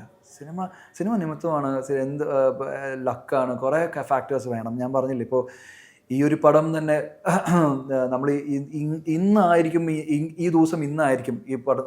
ഒരിക്കലും ഞാൻ ഷൂട്ട് ചെയ്യുമ്പോൾ ഒരിക്കലും എപ്പോഴായിരിക്കും ഇത് റിലീസ് ചെയ്യുമ്പോൾ അങ്ങനെ കുറേ ഫാക്ടേഴ്സാണ് ബാധിക്കുന്നത്. ഇപ്പോൾ ഞാൻ പറഞ്ഞോട്ടെ, ഇപ്പോൾ പുറിഞ്ചുമറയും ജോസ് എന്ന് പറയുന്ന പടം നല്ല പടം. ഇപ്പോഴും ഞാൻ പോകുമ്പോഴും 4 പേര് പറയുന്നപ്പോൾ എന്നെ ക്യാരക്ടറിൻ്റെ പേര് വെച്ചിട്ടാണ് വിളിക്കുന്നത്, പ്രിൻസ് എന്നാണ് വിളിക്കുന്നത്. ആ പടം കഴിഞ്ഞിട്ട് ഞാൻ 4-5 കുറേ പടങ്ങൾ കമ്മിറ്റ് ചെയ്തു. അപ്പോഴത്തേക്കും കോവിഡ് വന്നപ്പോൾ പടങ്ങൾ പോലും ഒന്നും നടക്കുന്നില്ല. അപ്പോൾ ഞാൻ ഇപ്പോൾ ചോദിക്കുന്നത്, എനിക്ക് പടം ഒരു പടത്തിൻ്റെ ഭാഗമാണ്, അത് തെറ്റില്ലാതെ നല്ലോണം ചെയ്തു എന്നുള്ള അഭിപ്രായമുണ്ട്. അത് കഴിഞ്ഞിട്ട് എൻ്റെ കാരണം കൊണ്ടൊന്നല്ല, ഈ കോവിഡ് വന്നുകൊണ്ട് ഒരു കൊല്ലം. അപ്പോൾ പിന്നെയും നമ്മൾ പിന്നെയും ആ ഒരു വേവ് ആണല്ലോ ചേട്ടാ, നമ്മളിങ്ങനെ അത് ആ ഒരു ഹിറ്റ് അത് റൈഡ് ചെയ്യാൻ പറ്റണം. അതായത് നമുക്കൊരു ഹിറ്റ് കിട്ടുമ്പോൾ അതിൻ്റെ കൂടെ നമ്മൾ പോകണം. ഇത് ഒരു ഡൗൺ ആയി ആൾക്കാരെ മറക്കും. അപ്പോൾ സമയമാണ്, നിമിത്തമാണ്. ഒരുപക്ഷെ ആ കോവിഡ് വന്നിരുന്നെങ്കിൽ കുറേ കൂടി നല്ല പടങ്ങളുടെ ഭാഗമാകാൻ പറ്റുവാനും. So it's got nothing to do with ആൾക്കാരോ ഇതൊന്നുമല്ല, നിമിത്തമാണ്, സമയമാണ്. നമ്മൾ അയ്യോ എന്ന് പറഞ്ഞ് ഇരിക്കരുത്. നമ്മൾ നാളെ സിനിമ ആണ്, ഇതാണ് ഞാൻ ചെയ്യാൻ പോകുന്നത്, അതിൻ്റെ പുറകെ തന്നെ നിൽക്കുക എന്നുള്ളതാണ്. അപ്പോൾ നമുക്ക് എക്സ്പീരിയൻസ് ഉള്ള ആൾക്കാരോട് വർക്ക് ചെയ്യാൻ, നല്ല പടത്തിൻ്റെ ഭാഗമാവുക, നിങ്ങളുടെ പോലെ ഇന്റർവ്യൂസിലൊക്കെ ഇരിക്കുക, സംസാരിക്കുക എന്നല്ലാണ്ട് ഞാൻ പറയുന്നത് honestly you should be out in the market. നമ്മൾ അതിൻ്റെ സിനിമ അല്ല ഞാനാണ് സിനിമേൻ്റെ പുറകെ പോകുന്നത്, സിനിമ അല്ല എൻ്റെ പുറകെ പോകുന്നത്, എൻ്റെ ആവശ്യമാണ്. സോ നമ്മൾ അതിന് പുറകെ നിൽക്കുക. ആരെയും ആദ്യത്തെ റൂള് കംപ്ലൈൻറ്റ് ചെയ്യാതിരിക്കുക. ഇത് ഇന്ന കാരണം കൊണ്ട് അയ്യോ ഞാൻ അങ്ങനെ നടക്കുന്നത് നല്ലത് നമുക്ക് നാളെ ഒരു ദിവസം ഉണ്ടാവുന്നുണ്ട്. നമ്മളെല്ലാം ഞാനും ഇപ്പോഴും സുഖമായിട്ട് എന്തിനാ ഈ ഏജിൽ വർക്ക് ചെയ്യുന്ന, എത്ര പടം ചെയ്തിട്ടുണ്ട്, എത്ര നാഷണൽ അവാർഡ്സ് പടത്തിൻ്റെ ഭാഗമായിട്ടുണ്ട്, ബിഗസ്റ്റ് സ്റ്റാർസിൻ്റെ കൂടെ വർക്ക് ചെയ്തിട്ടുണ്ട്. എന്തിനാണ് അദ്ദേഹം ഇപ്പോഴും അതിൻ്റെ പുറകുള്ള പാഷൻ, ഇഷ്ടം കൊണ്ടാണ്. ഇല്ലെങ്കിൽ വേറെ എന്തെങ്കിലും കച്ചവടം ചെയ്യാമല്ലോ, എന്ന് വെച്ചാൽ എന്ത് വേണമെങ്കിലും ആവാമല്ലോ, കുറച്ചും കൂടി സേഫർ. ഇല്ലെങ്കിൽ എന്താണ് നിങ്ങൾ പറയുന്നത്, അതിനോടുള്ള ഇഷ്ടമുള്ളത് കൊണ്ടാണ് എല്ലാവരും നിൽക്കുന്നതെന്ന് തോന്നുന്നു. അത് അങ്ങനെ തന്നെയാണ് എല്ലാവരും. നമുക്ക് ആ ഇന്റർവ്യൂവിൽ പറഞ്ഞ എനിക്കിപ്പോഴും ഉണ്ട്, ഇപ്പോഴും സിനിമയിലുള്ള ഭ്രാന്ത് എനിക്ക് തീർന്നിട്ടില്ല എന്ന് മമ്മൂക്ക പറഞ്ഞു. ഇപ്പോഴും സിനിമയ്ക്കുള്ള ഭ്രാന്താണ്, ഞാൻ അഭിനയിച്ച് തീർന്ന് ഇപ്പോഴും പഠിക്കാമെന്ന് മമ്മൂക്ക പറയുന്നത്. എൻ്റെ ഒരു ഇന്റർവ്യൂ തന്നെ പറഞ്ഞത് ശരിയാണ്. ഇപ്പൊ ഈ പറഞ്ഞതിന്റെ ഒരു മമ്മൂക്ക വേറൊരു പോയിന്റ് കൂടെ പറഞ്ഞു, സിനിമയ്ക്ക് തന്നെയല്ല എനിക്കാണ് സിനിമ ആവശ്യം, അതുകൊണ്ട് ഞാൻ എല്ലാവരെയും കോൺടാക്ട് ചെയ്യാമെന്ന് മമ്മൂക്ക ഒരു ഇന്റർവ്യൂവിൽ പറഞ്ഞു. അയ്യോ ഞാനത് പറയണോ, ഞാൻ മമ്മൂക്കനെ എനിക്ക് ഇങ്ങനെ അടുത്ത് നിന്ന് ഇങ്ങനെ സംസാരിക്കാൻ പറ്റിയായിരുന്നു. അതായത് അത് നേരത്തെ പറഞ്ഞിട്ടുണ്ടെന്ന് തോന്നുന്നു, ഞാൻ ഞെട്ടിപ്പോയൊരു കാര്യം. അതായത് നമ്മളൊന്നും അല്ല എന്ന് തോന്നുന്ന ഒരു അപ്പോൾ ഹൈദരാബാദിൽ യാത്ര എന്ന് പറയുന്ന പടം ഷൂട്ട് ചെയ്തുകൊണ്ടിരിക്കുകയായിരുന്നു മമ്മൂക്ക. അപ്പോൾ പപ്പേട്ടൻ പ്രമോദേട്ടനും മമ്മൂക്കനെ നീ എന്താ കണ്ടിട്ടുണ്ട് വർക്ക് ചെയ്യുന്നത്? ഞാൻ പറഞ്ഞു ഇല്ല, അറിയാം, പക്ഷെ കണ്ടിട്ടില്ല, കാണണമെന്ന് പറഞ്ഞു. കാണണം എന്ന് പറഞ്ഞു. ഫോണിൽ വിളിച്ചു, ഞാൻ ഹൈദരാബാദിലുണ്ട്, ഇവിടെ ഇന്ന ദിവസം ഞാൻ ഉണ്ടാവും, വന്നോളൂ എന്ന് പറഞ്ഞിട്ട് അങ്ങനെ കാണാൻ പോയി. അപ്പോൾ ഞാൻ മമ്മൂക്കനെ കാണാൻ പോകുമ്പോൾ എനിക്ക് എന്താ ഇപ്പോൾ മമ്മൂക്കനെ ഞാൻ എന്താ എനിക്ക് സംസാരിക്കാൻ എന്താ ഉള്ള വലിയ കാര്യങ്ങൾ എന്താ സംസാരിക്കും, എനിക്കൊരു പേടി, എന്താ സംസാരിക്കണത്. അപ്പോൾ ഞാൻ കൂടെ തനിയൊരുവൻ എന്ന് പറയുന്ന പടത്തിൻ്റെ ഡയറക്ടർ രാജാ സാർ ഉണ്ടായിരുന്നു അവിടെ ഹൈദരാബാദിൽ. അപ്പോൾ ഞാൻ പറഞ്ഞു എൻ്റെ കൂടെ ഒന്ന് ധൈര്യത്തിന് കൂടെ വരാവോ, നമുക്കൊന്ന് കാണാവോ, എൻ്റെ കൂടെ ഒന്ന് വരാവോ ധൈര്യത്തിന് ഇവർക്കാണെങ്കിൽ സിനിമ സംസാരിക്കാമല്ലോ, ആധികാരികമായി സംസാരിക്കാമല്ലോ എന്ന് പറഞ്ഞാൽ മമ്മൂക്കനെ രാജാ സാറിനെ കൊണ്ടുപോയി. അപ്പോൾ രാജാ സാർ പോകുമ്പോഴത്തേക്കും പപ്പേട്ടനും പ്രമോദേട്ടനും ഉണ്ട്. അപ്പോൾ ഇങ്ങനെ തനിയൊരുവൻ 2 എന്ന് പറയുന്ന പടത്തിൽ ഒരു നെഗറ്റീവ് വേഷം അദ്ദേഹത്തിന് പറഞ്ഞോട്ടെ എന്ന് ചോദിക്കുന്നുണ്ട് പപ്പേട്ടൻ പ്രമോദ്. അപ്പം ഒരു അങ്ങനെ ചോദിക്കരുത്, നെഗറ്റീവ് ഒന്നും ചോദിക്കരുത് നമുക്കടുത്ത്, അങ്ങനെയൊക്കെ പറഞ്ഞുകൊണ്ടിരിക്കുമായിരുന്നു. അപ്പോൾ ഞാൻ സെറ്റ് പോകുമ്പോഴത്തേക്കും നമുക്ക് അവിടെ നിൽക്കുന്നു, വൈകിട്ട് യാത്ര എന്ന് പറയുന്നത്. അപ്പോൾ എന്നെ കാണുമ്പോഴത്തേക്കും ഞാൻ ഫോണിൽ സംസാരിച്ചുകൊണ്ട് ദുൽഖർ കൂടെ 1-2 പടം ചെയ്തപ്പോൾ ആ പടത്തിനെ പറ്റി പറയുന്നു, ഇങ്ങനെ വിഷ് ചെയ്യുന്നു. അപ്പോൾ ഞാൻ ഇൻ്റർവ്യൂ ചെയ്തപ്പോൾ നമുക്ക് ഇത് രാജാ സാർ തനിയൊരു എന്ന് പറയുന്ന പടത്തിൻ്റെ ഡയറക്ടറാണ്. ആദ്യം ചോദിച്ചത് എന്നെ എന്താ വിളിക്കാത്തത്, തനിയൊരുണ്ട് നാഷണൽ എത്ര പടങ്ങൾ നമുക്കൊക്കെ അങ്ങനെ ഒരു പടത്തിൻ്റെ ആവശ്യമുണ്ടോ? പുള്ളിക്ക് അതിനോടുള്ള താല്പര്യം, നല്ല പടം, നല്ല ഡയറക്ടർ, പുള്ളിനെക്കാട്ട് എത്രയോ ചെറുപ്പമാണ് ഈ ഡയറക്ടർ. അദ്ദേഹത്തിനോട് എൻ്റെ മുമ്പ് ഞാൻ നിൽക്കുമ്പോഴാണ് എന്നെന്താ വിളിക്കാത്ത പടത്തിൽ എന്ന് ചോദിച്ചത് എൻ്റെ മുമ്പ്. അപ്പോൾ ഞാനെനിക്ക് ഇങ്ങനെ ഫോൺ എടുത്ത് വിളിക്കാൻ സുഖേട്ടനെ എനിക്ക് നല്ലോണം അറിയാം. സുഖേട്ടാ നല്ല റോളിന് പറയണേ എന്ന് പറയാൻ മടിക്കുന്ന, സുഖേട്ടൻ്റെ അടുത്ത് പോലും മടിക്കുന്ന ഒരാളാണ്. അപ്പോൾ ഞാൻ അന്ന് തീരുമാനിച്ചാൽ ഞാൻ ഇനി ആരെ കണ്ടാലും മമ്മൂക്കൊക്കെ ചോദിക്കാൻ പറ്റുവാണെങ്കിൽ പിന്നെ എനിക്ക് എന്താ ചോദിച്ചാൽ, അപ്പോൾ ഞാൻ എവിടെ നിൽക്കുന്നു? അദ്ദേഹം ചോദിക്കുന്നത് എന്താ, അദ്ദേഹത്തിന് ആ മീഡിയത്തിനോടുള്ള പാഷൻ, നല്ല ക്യാരക്ടർ, നല്ല ആൾക്കാരോട് വർക്ക് ചെയ്യണം, അതിൽ ഏജ് ഇല്ല, ആളില്ല, ലാംഗ്വേജ് ഇല്ല, നല്ല ആളാണോ, നല്ല കാലിബർ ഉണ്ട്, ടെക്നീഷ്യൻ നല്ലതാണോ, നല്ല പടം ഡെലിവറി ചെയ്തിട്ടുണ്ട്, ഞാൻ എനിക്ക് കൂടുതൽ വർക്ക് ചെയ്യണം. ആ ഏജിലും ഈ ഏജിലും അങ്ങനെ ചെയ്യണമെന്നെങ്കിൽ അല്ലേ? അപ്പോൾ അതൊക്കെ ഞാൻ അതാ പറയുന്നത്. കുറെ നമ്മുടെ കുറെ സ്റ്റീരിയോടൈപ്പ് ചിന്ത, എൻ്റെ പ്രശ്നം ഞാൻ അയ്യോ എങ്ങനെ ഒരാളോട് വിളിച്ചു ചോദിക്കും, എങ്ങനെ നമ്മളെ അയ്യോ അവ എന്ത് വിചാരിക്കും എന്ന് വിചാരിക്കും. അല്ല, നല്ല ആൾക്കാരോട് ടെക്നീഷ്യൻസിനോട് വർക്ക് നമ്മൾ തന്നെ ചോദിക്കണം, നമ്മൾ എന്നെ വിളിക്കാൻ എന്തെങ്കിലും ഉണ്ടോ എനിക്ക് ചെയ്യാൻ പറ്റുന്നത് എന്ന് ഞാനിപ്പോൾ മടിക്കാതെ ചോദിക്കുന്ന ഒരു കാര്യം. അത് കൃത്യമാണ് കേട്ടോ. മമ്മൂക്ക ഞാൻ ആ പറഞ്ഞ കഥയിൽ വന്നപ്പോൾ നമുക്ക് ഈ കഥ കിട്ടുന്നത് ഈ ഉണ്ടേൽ മമ്മൂക്കായിട്ട് ഒരുമിച്ച് വരും അല്ലേ, അതും ഭയങ്കര ഇഷ്ടം. ഇപ്പൊ ഈ പറഞ്ഞ പോലെ കാണാൻ പോയ ഇത് പറയുമ്പോൾ എനിക്ക് മമ്മൂക്കായിട്ട് ആദ്യം ഒരുമിക്കുന്ന ആ സിനിമയാന്ന് തോന്നുന്നു അല്ലേ? അത് ചെറിയ, പക്ഷെ ഇതിലാണ് 10-60 ദിവസം 60 ദിവസം ഒരുമിച്ചുള്ള യാത്രയാണല്ലോ. മമ്മൂക്കായിട്ടുള്ള എക്സ്പീരിയൻസ് ഇതിനു മുമ്പ് പറഞ്ഞിട്ടാണ്, പക്ഷെ ഇത് കണക്ട് ചെയ്യുമ്പോൾ ഒരു എക്സ്പീരിയൻസ് ഉണ്ടാവില്ല. ഇതിപ്പോ കണക്ട് ചെയ്യുമ്പോൾ അദ്ദേഹം പറയാനുള്ളത് എടാ സിനിമകൾ കാണണം നിങ്ങൾ. അപ്പൊ അന്ന് കൂടുതലും ഞാൻ, ലുക്മാൻ, അർജുൻ അശോകൻ, ഷൈൻ ടോം ചാക്കോ ഒക്കെ അല്ലേ, ഗ്രിഗറി ഒക്കെയാണ്. എടാ നമുക്കിപ്പോൾ ഓരോ പടത്തിൽ ചില കാര്യങ്ങൾ പറയുമ്പോൾ അയാളുടെ മറ്റേ പടം കണ്ടോ ഞാൻ പോലും ഓർക്കാത്ത എന്റെ പടം, ആ പടത്തിന്റെ പേരെടുത്ത് പറഞ്ഞു ഇന്ന പടത്തിൽ ഈ റോള്, ഞാൻ പറഞ്ഞ ഇതൊക്കെ ഞാൻ പോലും ഓർക്കുന്നില്ല. അങ്ങനെ ആ രീതിയിൽ നമ്മളെ ഇൻസ്പയർ ചെയ്തുകൊണ്ടിരിക്കുന്നതാണ് എല്ലാ കാര്യത്തിലും. പഠിക്കണം, കല്യാണം കഴിക്കണം, അങ്ങനെയുള്ള പാട്ട് കേൾക്കണം. അത് എന്നോട് പറഞ്ഞിട്ടില്ല കേട്ടോ, അതുകൊണ്ട് ഞാൻ കല്യാണം നമുക്ക് എന്തായാലും കല്യാണം കഴിക്കാൻ അത് പറഞ്ഞിട്ടില്ല. അല്ല, ഉണ്ട ചെയ്യുമ്പോൾ ഞാൻ കല്യാണം കഴിച്ചിട്ടില്ല. അപ്പൊ ചന്ദ്ര കല്യാണം കഴിക്കാത്തെന്ന് വെച്ചപ്പോൾ ഞാൻ പറഞ്ഞു നമുക്ക് എനിക്ക് സിനിമാ നടനായ കൊണ്ട് പെണ്ണ് കിട്ടുന്നില്ല എന്ന് പറഞ്ഞു. അങ്ങനെയൊക്കെ ഉണ്ടോ? അപ്പൊ അങ്ങനെയൊക്കെ ഉണ്ട്. നിനക്ക് ആരെങ്കിലും ഇഷ്ടമുണ്ടോ? അപ്പൊ ഞാൻ പറഞ്ഞു എനിക്ക് ഒരാളെ ഇഷ്ടമുണ്ട്. ആരാ? അപ്പൊ ഞാനൊരു സിനിമാ നടിയുടെ പേര് പറഞ്ഞു. ഇഷ്ടമുള്ള നടിയുടെ പേരാ. ആ കുട്ടിക്ക് നിന്നെ ഇഷ്ടമാണോ? അവനിക്ക് ഇഷ്ടമാണ്. നീ പറഞ്ഞിട്ടുണ്ടോ? ഇല്ല, ഞാൻ ആ കുച്ചിനെ കണ്ടിട്ടും കൂടില്ല. ഞാൻ നേരിട്ട് വിളിച്ചു പറയാം. അങ്ങനെയുള്ള തമാശകൾ. എന്നാൽ സീരിയസ് ആയിട്ട് വിവാഹം കഴിക്കണം. എന്റെ കല്യാണം ഞാൻ വിളിച്ചിട്ടുണ്ടായിരുന്നു, കോവിഡ് സമയത്തായിരുന്നു. അപ്പൊ എന്തായാലും ഓൾ ദി ബെസ്റ്റ് എന്നൊക്കെ പറയും. ഇപ്പോഴും ഞാൻ മെസ്സേജ് ഒക്കെ ഇടയ്ക്ക് ഞാൻ സ്വപ്നം കാണുമ്പോഴൊക്കെ നമുക്ക് ഇന്നലെ രാത്രി സ്വപ്നം കാണും. അപ്ഡേറ്റ് ആണ്, മറുപടിയും തരും. സുഖമായിട്ട് നല്ല മറുപടിയും തരും. എഴുതില്ലെങ്കിൽ എന്തെങ്കിലും എന്തെങ്കിലും അയച്ചിരിക്കും മമ്മൂക്ക. അതാണ് മമ്മൂക്ക ആടെ ഒരു വിഷയം. ലാലേട്ടൻ നേരെ മറുപടി ആയിട്ട് അയക്കും. ഇത് രണ്ടുപേരും ആ വലിയ ആളുകളാണ്, പക്ഷെ അവർക്ക് നമുക്ക് മറുപടി തരുന്നു പറയുമ്പോൾ നമുക്കുണ്ടാകുന്ന സന്തോഷം വലുതാണ്. ഒരു മാറ്റം എനിക്ക് തന്നിട്ടുള്ള നമ്മളൊരു സിനിമാക്കാരനാണെങ്കിൽ വൺസ് മമ്മൂട്ടിയെ പോലൊരു ആക്ടറിന്റെ കൂടെ വർക്ക് ചെയ്തിരിക്കണം എന്നാണ് എനിക്ക് പറയാനുള്ളത്. പിന്നെ ആസ് എ പേഴ്സൺ മാത്രമല്ല, പാഷനും സിനിമയോടുള്ള പാഷനും പ്രൊഫഷണൽസും ഒക്കെ ഉണ്ടല്ലോ. അബ്സല്യൂട്ട്ലി രണ്ടുപേർക്കും. ഞാൻ ലാൽ സാറിനോട് രണ്ടുപേരും ലാൽ സാറിന്റെ കൂടെ ഞാനിപ്പോൾ ജിത്തുവേട്ടൻ ചെയ്യുന്ന ഒരു പടമുണ്ട് റാം എന്ന് പറഞ്ഞിട്ട്. അത് പുറത്താണ്, മൊറോക്കോല ഷൂട്ട്. അപ്പോൾ ഫൈറ്റ് ചെയ്യുന്ന, അപ്പോൾ നമ്മളെല്ലാവരും ലാലേട്ടൻ ഇത്തിരി നേരത്തെ പോയി. കാരണം പുറത്തുനിന്ന് എവിടെയൊന്നാണ് ഫൈറ്റ് മാസ്റ്റേഴ്സ് ഒക്കെ വരുന്നത്, ഫ്രാൻസിൽ നിന്നൊക്കെ. അപ്പോൾ അവർക്ക് അവരുടെ രീതിയിലൊന്ന് പറഞ്ഞു കൊടുക്കണം എന്ന് പറഞ്ഞാൽ 2 ദിവസം നമുക്ക് ലാലേട്ടൻ ഒന്ന് സിങ്ക് ആവാൻ അങ്ങനെ എന്താണ്ട് നേരത്തെ പോയായിരുന്നു ലാൽ സാർ. അവിടെ പോകുമ്പോഴത്തേക്കും ഈ ഫൈറ്റ് മാസ്റ്റേഴ്സ് അവിടെ വരുമ്പോഴത്തേക്കും അവർക്ക് കോവിഡാണ്. അപ്പോൾ ആ സമയത്തായിരുന്നു. അപ്പോൾ ഒരു 10 ദിവസം ക്വാറന്റൈൻ ചെയ്യണമെന്ന് പറഞ്ഞു ലാൽ സാർ നേരത്തെ പോയി. ലാൽ സാറിൻ്റെ കൂടെ all expenses paid, hotel stay. Lal സാറിൻ്റെ 2 ഫ്രണ്ട്സൊക്കെ ഉണ്ട്. നമ്മളൊക്കെ ആണെങ്കിൽ എന്ത് ചെയ്യും? 10 ദിവസം ഇവിടെ മൊറോക്കോ അടിച്ചു പൊളിക്കാന്നൊക്കെ. ലാൽ സാറിന് ഇതെപ്പോൾ ഷൂട്ട് ചെയ്യും. ഞാൻ വരുമ്പോഴത്തേക്കും 10 ദിവസം കഴിഞ്ഞിട്ട് മോനെ എത്ര ദിവസമായി ക്യാമറ കണ്ടിട്ടെന്ന്. അതായത് 10 ദിവസമായിട്ടുള്ളൂ. അപ്പോൾ ഞാൻ 10 ദിവസം കാണുമ്പോഴത്തേക്കും എത്ര ദിവസമായി ക്യാമറ കണ്ടിട്ടെന്ന് പറയുമ്പോൾ ഞാൻ അസിസ്റ്റന്റ് ചോദിക്കുമ്പോഴത്തേക്കും കഴിഞ്ഞൊരു 10-7 കൊല്ലത്തിനിടയിൽ ഇത്രയും ഗ്യാപ്പ് വന്ന ആദ്യമായിട്ടാണെന്ന്.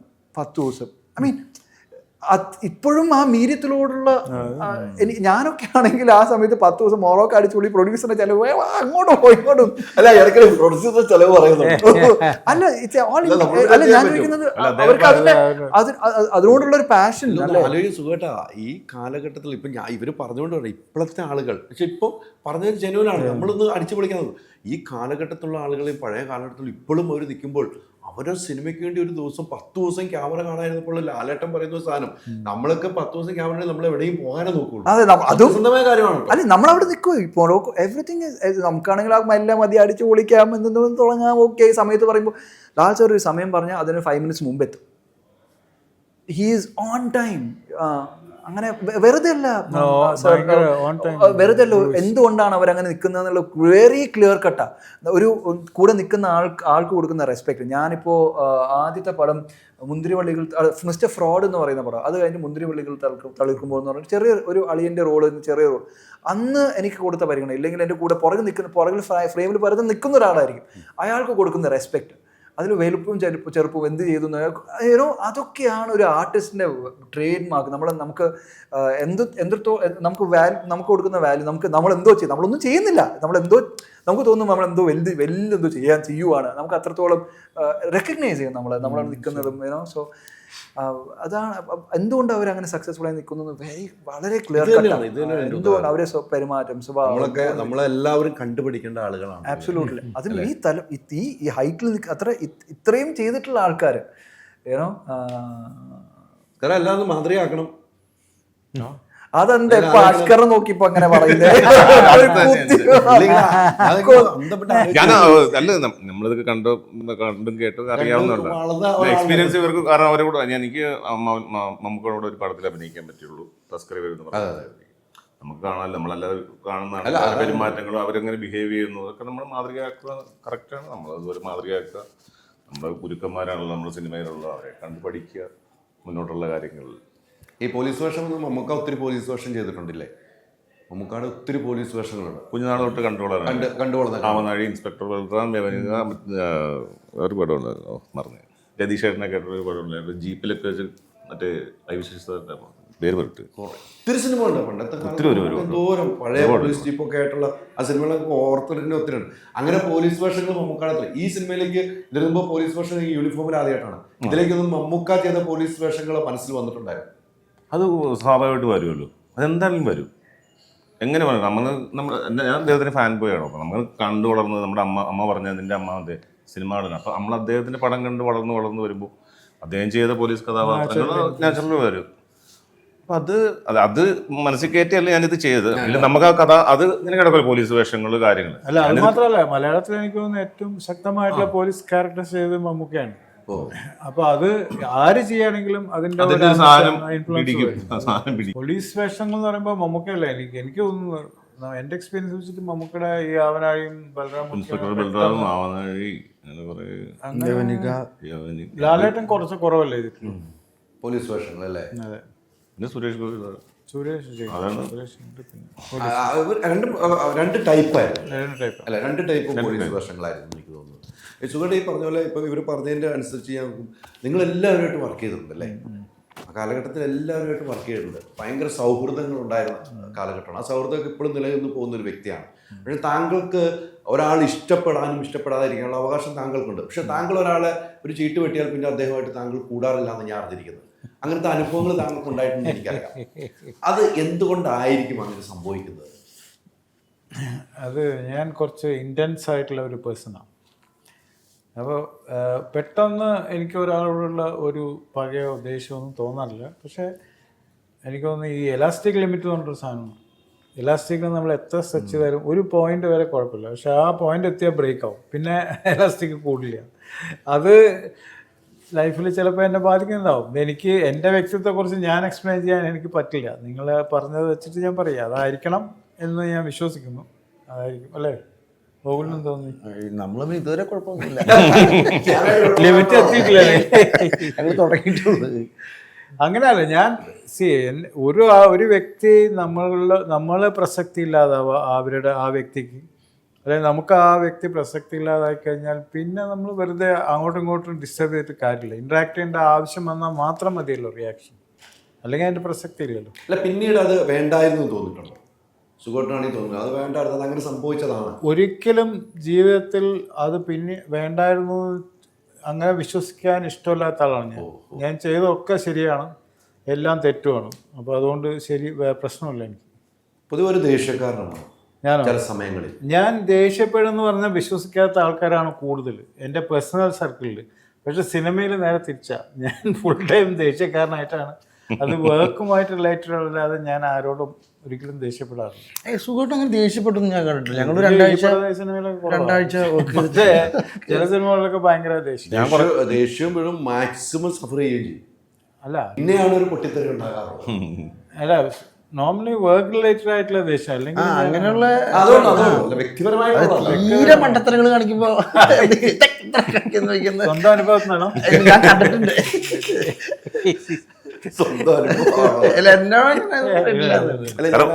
കാരണം വെയിലത്തൊക്കെ ആയിരുന്നു ഫുൾ ഷൂട്ട്. സാറ് ഫുള്ള് വെയിലത്ത് നമ്മുടെ ബീച്ച് ഫൈറ്റ് കാര്യങ്ങളൊക്കെ അത്ര ഹെവി പ്രഷറിലാണ് ക്യാമറയായിട്ട് ഹൈ ടെമ്പറേച്ചറിൽ വയ്യാണ്ടായിട്ടാണ് വന്നത് ലൊക്കേഷൻ ഷൂട്ട് ചെയ്യാനൊക്കെ. സോ അപ്പൊ അതിനിടയിൽ അദ്ദേഹം വർക്ക് ചെയ്യണം. അപ്പൊ ചില പ്രഷറുകൾ എല്ലാ മനുഷ്യരും ഉണ്ടാവില്ലോ. സ്വാഭാവികമായിട്ട് അദ്ദേഹം നോക്കുന്ന സമയത്ത് ഷോട്ടിൽ റെഡിയല്ല, അല്ലെങ്കിൽ എന്തെങ്കിലും സ്വാഭാവികമായിട്ട് വെയിലൊന്നും വിഷയമില്ല. അന്ന് ക്യാരവാനൊന്നും ഇല്ല. ആ കാലഘട്ടത്തിൽ നിന്ന് സുഖമായിട്ട് മാറി അതിന്റെ ഒരു സുഖവും ദുഃഖവും അനുഭവിച്ച അത് എന്നെ എപ്പോഴും ബാധിക്കില്ല. പക്ഷേ പ്രശ്നം എവിടെ വരുന്നത് വെച്ചാൽ ഇപ്പൊ ഈ കുറച്ച് എനിക്ക് ഫീവർ ഉണ്ടാകുമ്പോൾ ഞാൻ വരുമ്പം നമ്മൾ കാണിക്കുന്ന ഇൻട്രസ്റ്റും നമ്മൾ കാണിക്കുന്ന കമ്മിറ്റ്മെന്റും നമ്മുടെ കൂടെയുള്ളവർ കാണിക്കാതിരിക്കുമ്പോൾ ഉണ്ടാകുന്ന ഇറിറ്റേഷൻ, നമ്മളോടൊപ്പം സഞ്ചരിക്കണമെന്ന് ആഗ്രഹിക്കുന്നവർ ചെയ്യുന്ന തെറ്റുകളാണ് നമ്മൾ ഇറിറ്റേറ്റ് ചെയ്യുന്നത്. അത് ആർക്കാണെങ്കിൽ ഉണ്ടാവുന്ന സംഭവമാണ്. അല്ല, അതാ പറഞ്ഞത്, ഞാൻ വളരെ നാച്ചുറൽ ആയിട്ടുള്ള ഒരു മനുഷ്യനാണ്. എഴുതി വെക്കണം നെറ്റിയിൽ. വിശ്വസിക്കാൻ പ്രയാസം ഉണ്ടെങ്കിലും കുഴപ്പമില്ല.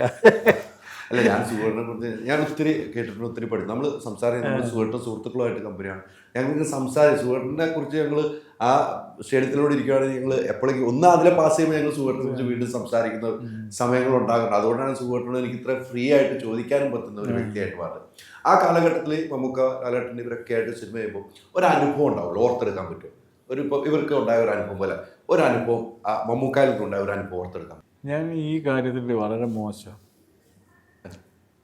വേറെ ഒന്നല്ല, എനിക്ക് അങ്ങനെ റിക്കലക്ട് ചെയ്യാൻ പറ്റുന്ന വെച്ചാൽ എനിക്ക് ഒരു കഥ പറയുന്ന പോലെ കുറേ അനുഭവങ്ങൾ വേണമെങ്കിൽ പറയാൻ പറ്റും. പക്ഷെ ഒരു നല്ല അനുഭവം എന്ന് പറയാൻ ബുദ്ധിമുട്ടാണ്.